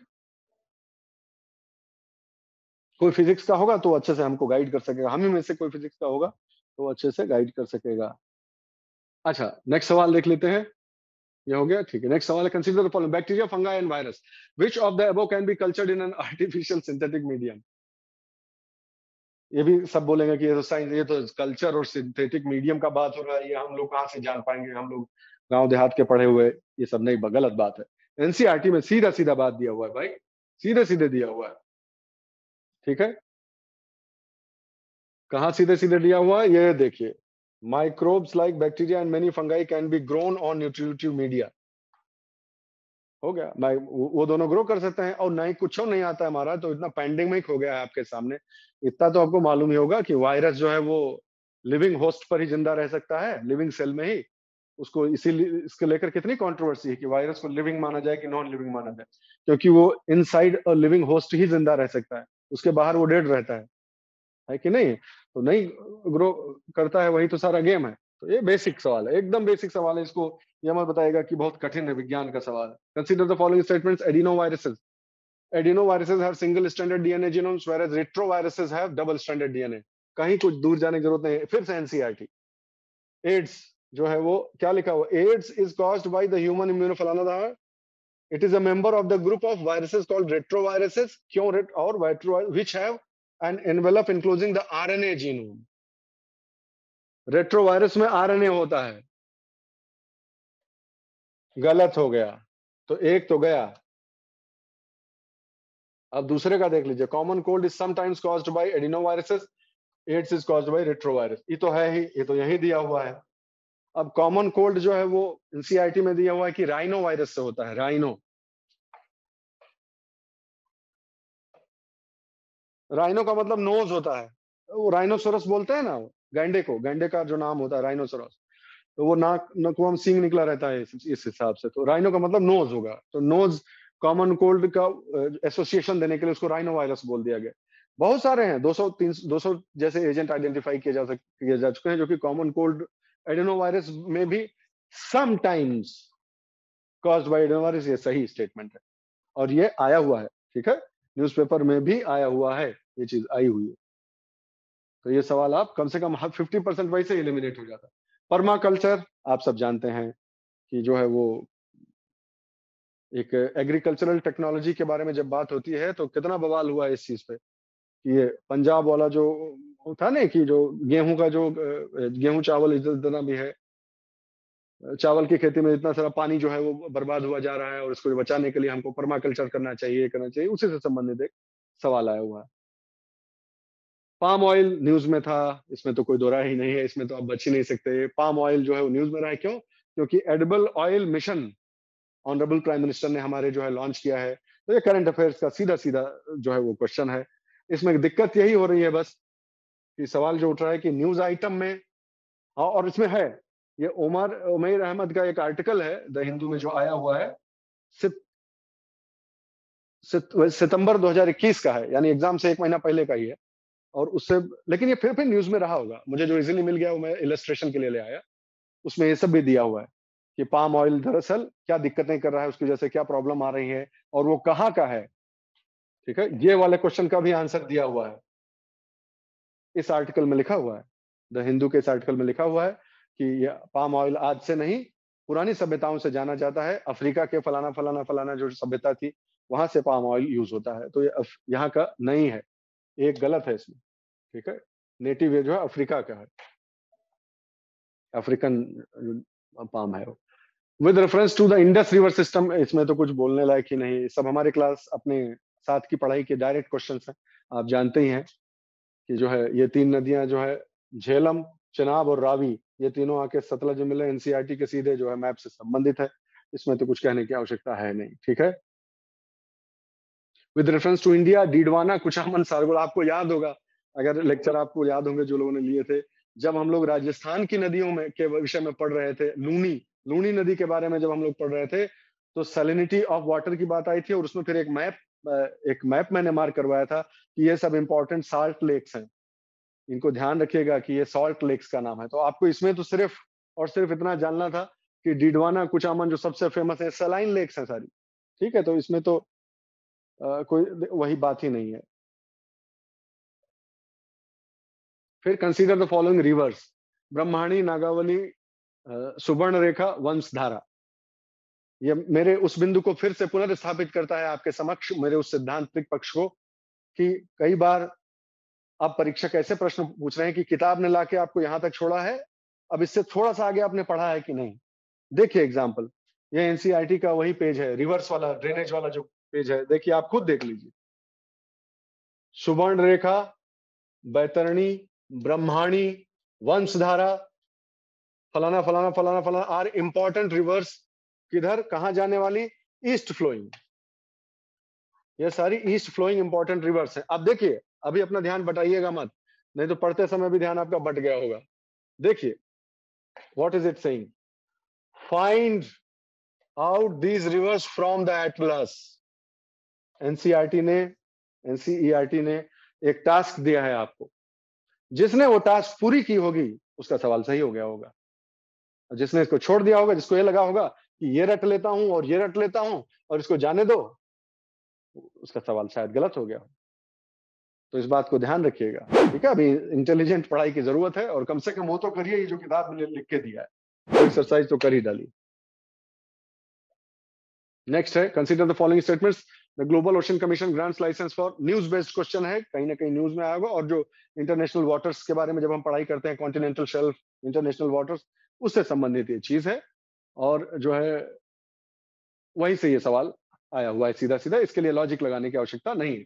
Among the following, which one is the least water efficient crop? ये भी आप जानते हैं, ब्लैक सॉइल वाले सवाल की तरह सीधा सीधा क्वेश्चन है, आपको वैसे ही मालूम होना चाहिए कि ये सब तो आपको याद होगा, हमने एग्रीकल्चर का जो डिस्कशन किया था उसमें सबको ध्यान होगा कि बिना पानी के उग जाने वाली फसलों में से ये मिलेट्स जो होती हैं, सोरगम, मिलेट्स, ये सब बहुत ड्राई लैंड फार्मिंग को भी सपोर्ट करते हैं। और ये भी उसी समय पढ़ा था कि चावल और गन्ना, इनको बहुत अधिक पानी की आवश्यकता होती है। तो हाँ, कुशाग्र आपने लिखा है Swarnarekha is in Orissa, that's not the question. The question exactly is, my dear, where do they arise from?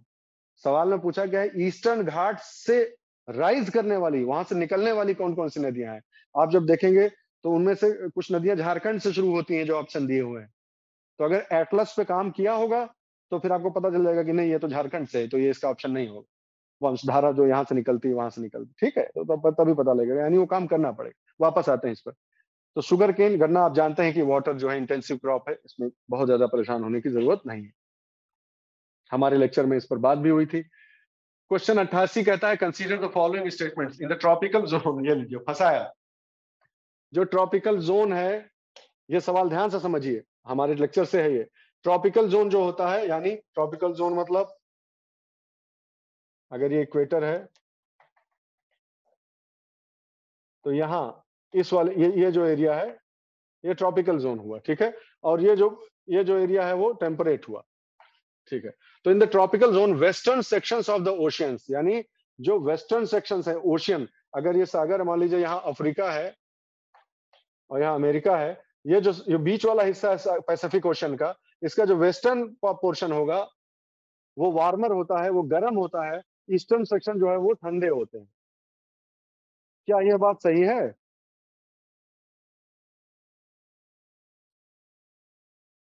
इस प्रश्न में कम पानी कौन इस्तेमाल करते हैं? आप मिलेट्स आपको ध्यान होगा, मिलेट्स, रागी वागी टाइप के जो फसलें होती हैं। लीस्ट वाटर इफिशिएंट वर्ड, तो लीस्ट एग्जैक्टली, सर ने एक्सप्लेन कर ही दिया। वो पूछ रहा है कि सबसे कम वाटर इफिशिएंट का मतलब सबसे कम पानी में जो काम चला सके, और दूसरे शब्दों में कम से कम पानी में ज्यादा से ज्यादा पैदावार जो दे सके। तो इसलिए उसका आंसर गन्ना होगा, क्योंकि वो सबसे ज्यादा पानी लेता है पैदावार के लिए, ठीक है, समझ गए। तो ये वाले सवाल में आप समझ पा रहे हैं जो मैं कह रहा हूं, कि क्या ये बात सही है? जो लोग क्लास किए थे हमारे साथ में जो लोग क्लास किए थे, वो जरा बताइए तो इस चीज को, कि क्या ये बात सही है कि ओशियानिक जो करंट्स हैं, ओशियानिक करंट्स, वो इधर से इधर को चलती हैं, जो इधर से इधर को चलती हैं इस वाले एरिया में, ट्रॉपिकल एरिया में, और इसलिए यहां पर ठंडा रहता है और यहां पर इस तरफ गर्म रहता है। ऐसा कुछ किसी को कुछ याद आता है? कोई एग्जाम्पल लिखो तब मानेंगे, ऐसे ऐसे नहीं, ऐसे नहीं। आपको ये बात कहां से याद आती है?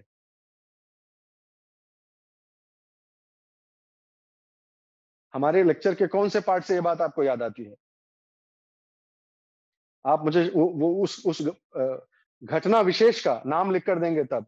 Exactly Abhishek, very well done, yes absolutely right. हाँ, पेरू के तट पर एल नीनो और ला नीनो जब पढ़ रहे थे, तब यही बात हो रही थी कि इधर, हाँ, वो हवा पे था, अनिरुद्ध, आपको याद होगा। हाँ, एकदम सही, एकदम सही, कि इधर ये जो पेरू का तट है, नॉर्मली यहाँ ठंडी धारा हम्बोल्ट करंट चलती है, और जब पलट जाता है मामला तो गर्म ठंडा उल्टा हो जाता है, क्योंकि ट्रेड विंड्स जो है, ये भी ध्यान आया होगा, ऐसे जो सर्कल, एक साइकिल सर्कुलेशन बना के दिखाया था कि जब ये चीज पलट जाती है तब जो है वो एल नीनो हो जाता है। याद आ गया? तो अगर खाली इतना भी मालूम हो कि आपको तुरंत पता चल जाएगा, इस चीज तुरंत आपको याद आ जाएगा, है ना? और नहीं भी आता है तो देखिए, अगर नहीं भी आता है, एनसीईआरटी में भी हल्की सी उसकी चर्चा की गई है, और इसमें तो एकदम साफ साफ है, आप खुद ही पढ़ लीजिए। ये जीसी लियोंग साहब की किताब से लिया गया है, सिर्फ और सिर्फ आपको बताने के पर्पस के लिए। फिजिकल ज्योग्राफी, आप जानते हैं कि इसका सब निचोड़ आपको मुख्य मुख्य जो पार्ट है, जितना भी कम समय मिला हमको परिस्थितियों के कारण, लेकिन मुख्य मुख्य आपको करवा दिए गए थे सारे, जो लोग हमारे साथ थे। जीसी लियोंग साहब की किताब में मैं पढ़ के सुनाता हूँ, अगर आपको नहीं दिख रहा हो तो। Between the equator and the tropics below the trade winds which move equatorial waters polewards and westwards, equatorial waters को वेस्टवर्ड्स ले आते हैं, and warm the eastern coast of the continents, ठीक है। और नीचे जो है टेम्परेट जोन का अलग से दिया हुआ है। तो सीधा सीधा सवाल पूछा गया उससे। आगे जल्दी से बढ़ जाइए। 89 क्वेश्चन में इंफॉर्मेशन बेस्ड क्वेश्चन है, न्यूज बेस्ड क्वेश्चन है, आपने जरूर पढ़ा होगा। इंडिया की जो प्रिपरेशन है क्लाइमेट स्मार्ट एग्रीकल्चर के लिए, उसके बारे में आपसे पूछा गया है, ठीक है। न्यूज बेस्ड क्वेश्चन पे मैं दिमाग नहीं लगाना चाहता, वो आप करंट अफेयर्स आपको फॉलो करना पड़ेगा। उसमें से आधे भी सवाल सही हो गए तो आप you will be very at very good position.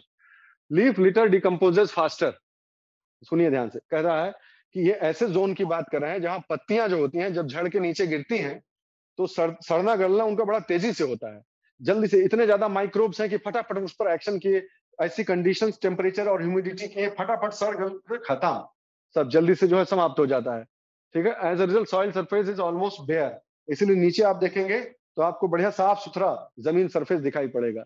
Apart from trees vegetation is largely composed of plant form, कि पेड़ तो होते ही हैं, वृक्ष तो होते ही हैं, आपको इमेजिन चीजें करना पड़ेगी ना, कि ये कहता है कि अपार्ट फ्रॉम ट्रीज, ट्रीज के साथ साथ क्लाइंबिंग द ट्रीज और ग्रोइंग एज एपीफाइट्स, कुछ ऐसे भी होते हैं जो जो इस पे पौधे पे जो है वो चढ़ जाते हैं, ऐसे इसके चारों ओर चढ़ जाएंगे और इस प्रकार से अपना। तो अभी हम क्या बात कर रहे थे, हमने अपने लेक्चर्स वगैरह में और आपसे डिस्कशन में यही सब तो बातें की हैं कि जल्दी से जो है, जहां टेम्परेचर हाई हो, इस लाइन से क्या पता चलता है, टेम्परेचर हाई, टेम्परेचर जो है वो ठीक ठाक है, ह्यूमिडिटी बहुत ज्यादा है, ठीक है वहां पर, और कंपटीशन बहुत ज्यादा है। ये सब किसके कैरेक्टर्स हैं? हमको मान लो और कुछ नहीं आता है, ट्रॉपिकल रेन फॉरेस्ट का कैरेक्टर है ये सब, तो आप सब जानते ही हैं। ये तो अभी तो बात हो रही थी जब हम दूसरा वाला चीज एग्जांपल दे रहे थे, तो ठीक है, ध्यान रखेंगे। वैसे ये पर्पस यहाँ बताने का नहीं है, लेकिन बता देता हूँ। Cuscuta is not an example, okay? Cuscuta reflexa is a total obligate parasite, अमर बेल बोलते हैं जिसे, उसकी बात यहाँ नहीं हो रही है। ये दूसरे तरह के जो लताएं चढ़ जाती हैं ऊपर और फिर जाकर अपना वहां सनलाइट किसी तरह से प्राप्त करती हैं, जो इससे सिर्फ आसरा लेती हैं। ध्यान रखिएगा, दोनों में अंतर यही है, सिर्फ जो आसरा ले, भोजन नहीं, सिर्फ आसरा ले पेड़ का, वो एपिफाइट्स होते हैं, ठीक है, लताएं। हाँ ठीक है, कोई बात, ये अभी का टॉपिक नहीं है बताने का, अभी टाइम। मैं बता रहा हूं कि ये सवाल देखिए कहां से पूछा है, ये पूरी लैंग्वेज कहीं से उठाई गई है।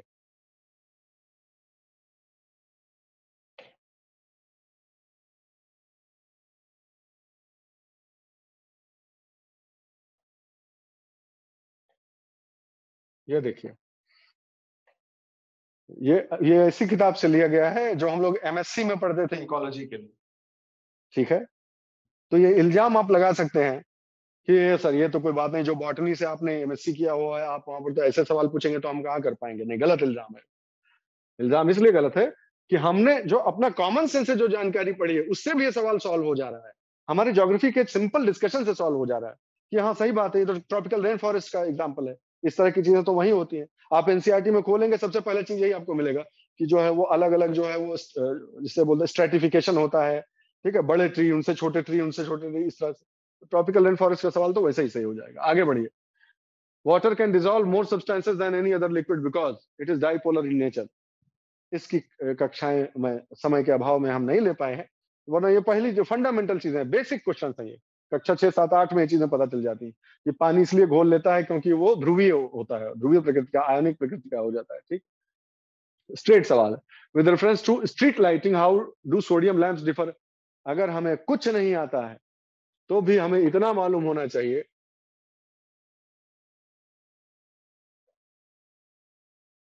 सोडियम लैंप का लाइफ एलईडी से ज्यादा होता है।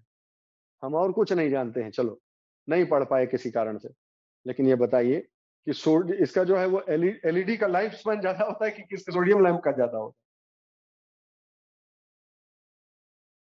है? कॉमन सेंस से आप इसको लगा सकते हैं, जनरल जनरल नॉलेज है, ये जनरल नॉलेज से आप इसको कह सकते हैं कि नहीं, ये दो ही नंबर तो जो है वो गलत लग रहा है। ठीक है, sodium light in 360 degrees, but it is not so in the case of LED lamps. The spectrum of visible light from sodium lamps is almost monochromatic, while LED lamps offer significant color advantages in street light. LED का light का colour और sodium light का colour जो है वो आप देख लीजिए। और मैं तो ये कहूंगा भाई, देखिए, टू बी वेरी ऑनेस्ट, ये सब टेक्नोलॉजीज के क्वेश्चन है, टेक्नोलॉजी बेस्ड क्वेश्चन है ना।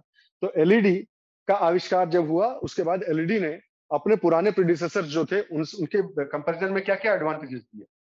अगर टेक्नोलॉजी के चैप्टर में, टेक्नोलॉजी के पार्ट के रूप में आप ये नहीं पढ़ रहे हैं, then you need to improvise on your study. तो कवरेज ही नहीं कर रहे हैं आप, तो गड़बड़ है फिर। तो एलईडी इतनी बड़ी टेक्नोलॉजी आई है, उसके बारे में 360 डिग्री आपको पढ़ना ही पड़ेगा। कम से कम एलिमिनेशन की बात है तो पॉइंट नंबर 2 कॉमन सेंस से भी एलिमिनेट हो सकता है। That's my point.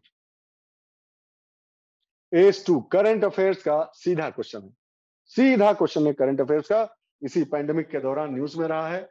इसमें पहली ही चीज, how women are protected by protein that lets in corona virus. ठीक है, उसी न्यूज आइटम में सीधा सीधा जो सवाल है वो यहाँ पर लिखा भी हुआ है। पहला लाइन इस न्यूज का यही है, द ह्यूमन एंजाइम एस 2। तो कुछ जो नोवेल कोरोना वायरस के प्रति कुछ महिलाओं में और उनमें जो है वो थोड़ा सा रेजिस्टेंस ज्यादा पाई गई, इम्यूनिटी रेजिस्टेंस ज्यादा पाया गया। तो पता चला कि ये उसका कारण है। बहुत न्यूज में हो हल्ला हुआ था इसका कि क्या ये जेंडर, किसी पर्टिकुलर जेंडर में जो है वो कम मॉर्टेलिटी हो रही है, जो मेल्स हैं वो ज्यादा मॉर्टेलिटी उनमें ज्यादा हो रही है। सुना होगा आपने, ये न्यूज भी आई थी। उसी ये एस 2 जो है वो उसी से संबंधित। बीपीए तो आप सब जानते होंगे, तो मैं कहता हूँ बहुत सीधे सीधे सवाल आए एक्चुअली। हाँ, बाइसफिनॉल ए तो सबने सुना होगा। प्लास्टिक की बोतल में पानी नहीं पीना चाहिए, उसमें जो है वो केमिकल आ जाता है, उसको कैंसर कॉज कर सकता है। ये तो बच्चों को जो है वो पॉलीकार्बोनेट की बोतल जो मिलती है प्लास्टिक की, पॉलीकार्बोनेट वाली, उसमें नहीं पानी देना चाहिए, उसमें गर्म पदार्थ नहीं पीना चाहिए। ये सब ने सुना हुआ है और वही सवाल है, दैट्स ऑल, सीधा सीधा इसका जवाब। Triclosan, considered harmful when exposed to high levels for a long time, is most likely present in which of the following? Triclosan किसमें होता है? ये जो हाथ धोने होने का जब कल्चर शुरू हुआ इस सब में, तो फिर उसके जो है आफ्टर इफेक्ट्स ये हुए कि बहुत सारा नुकसान वाला चीज भी उसमें होता है। और पता चला कि antimicrobial chemical triclosan in soaps can cause neurotoxic effects, के न्यूरोटॉक्सिक इफेक्ट्स हो सकते हैं। उसमें पहली चीज ही यही लिखी हुई है कि साबुन में इसमें इसमें ये इस्तेमाल होता है, इसको सावधानी रखनी चाहिए आप सभी लोगों को। करंट अफेयर्स का सीधा direct question, direct. Which of the following is a reason why astronomical distances are measured in light years? इसमें लॉजिक है, ठीक है, फिजिक्स का क्वेश्चन है, उसमें लॉजिक भी है। लाइट ईयर्स जो है वो यूनिट क्यों मानी जाती है कॉन्स्टलेशनल जो डिस्टेंसेस, एस्ट्रोनॉमिकल डिस्टेंसेस है उनको नापने के लिए? ये क्यों इस्तेमाल होता है? तो ऑप्शन पर दिमाग लगा लेते हैं। Distance distance among stellar bodies do not change, this is absurd. इसका क्या लेना देना इस बात से कि वो चेंज नहीं होता है? पूछा यह गया है कि उस दूरी को नापने के लिए इस यूनिट का इस्तेमाल क्यों है, ये सवाल है।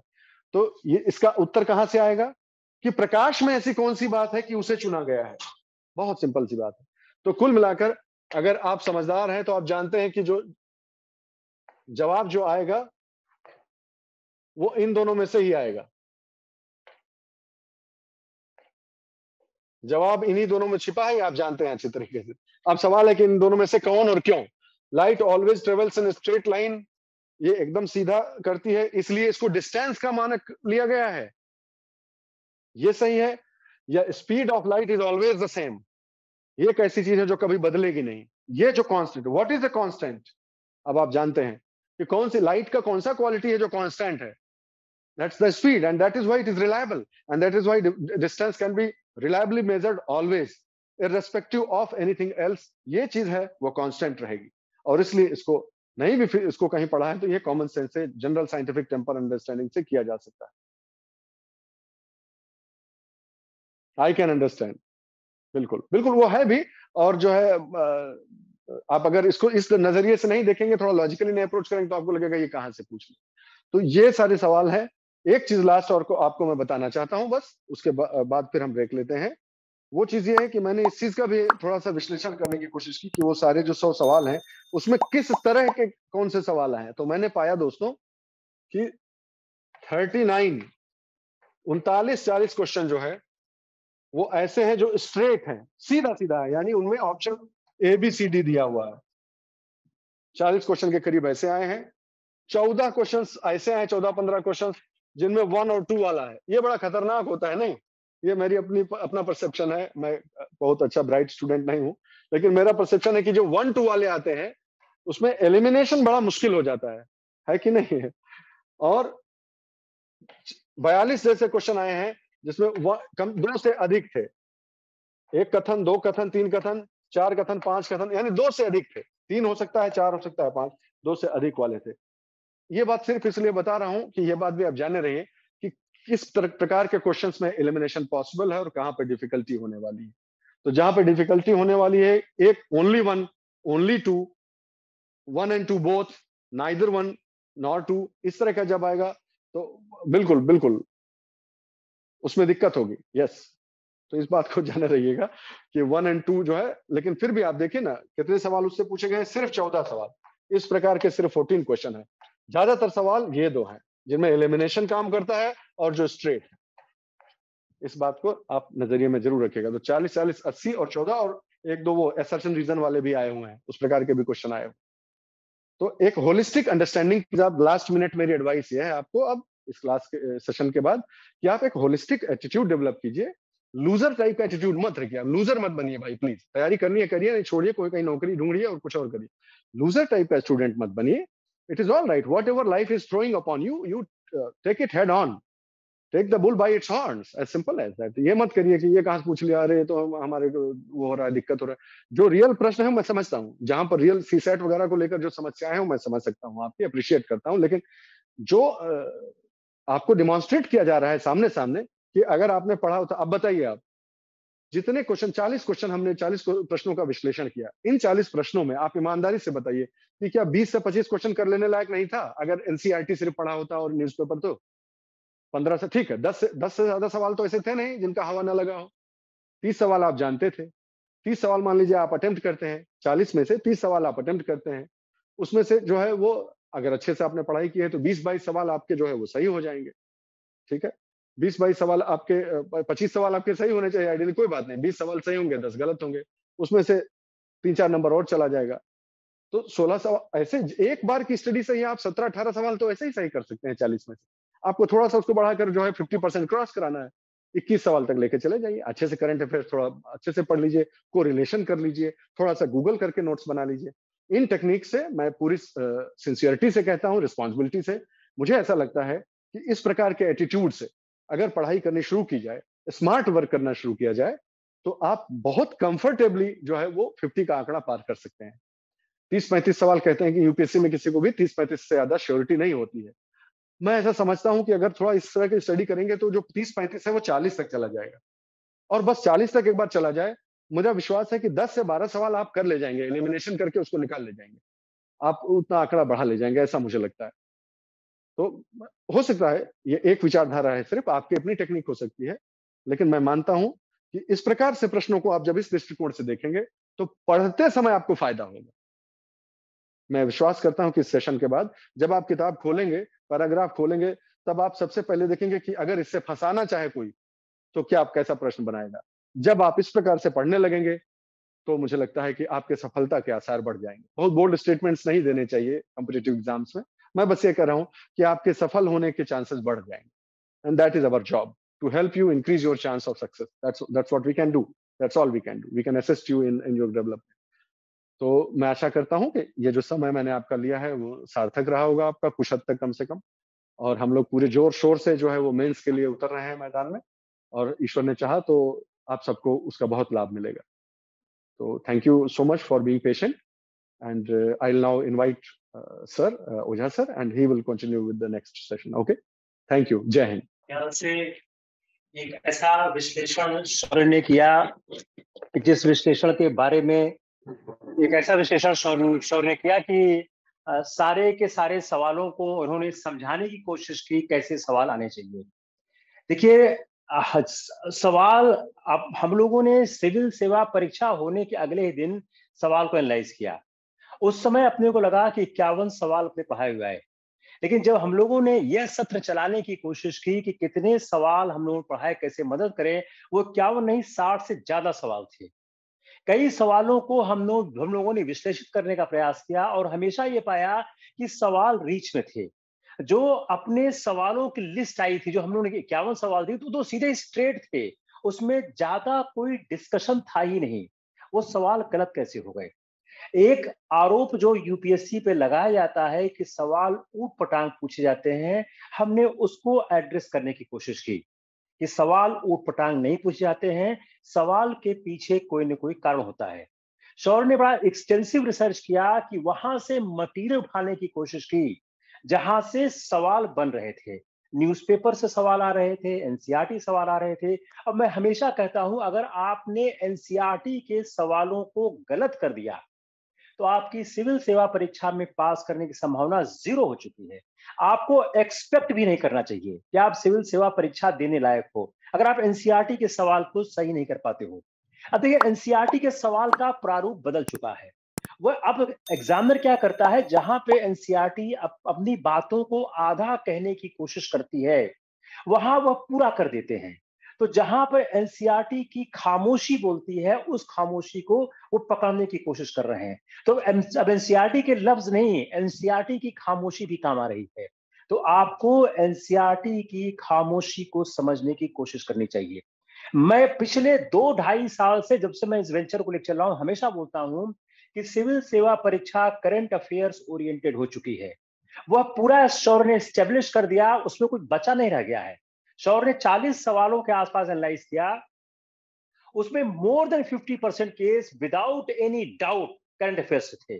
बाकी केसेस में आप बहस कर सकते हो, 50% में कोई बहस नहीं था। मोरिंगा का न्यूज़पेपर में था, पाम ऑयल का केस न्यूज़पेपर में था, कोरोना वायरस का केस न्यूज़पेपर में था, वायरस क्या करता है न्यूज़पेपर में था। अगर आप नहीं पढ़ पा रहे हो तो उसका दोष दोष किस पे है?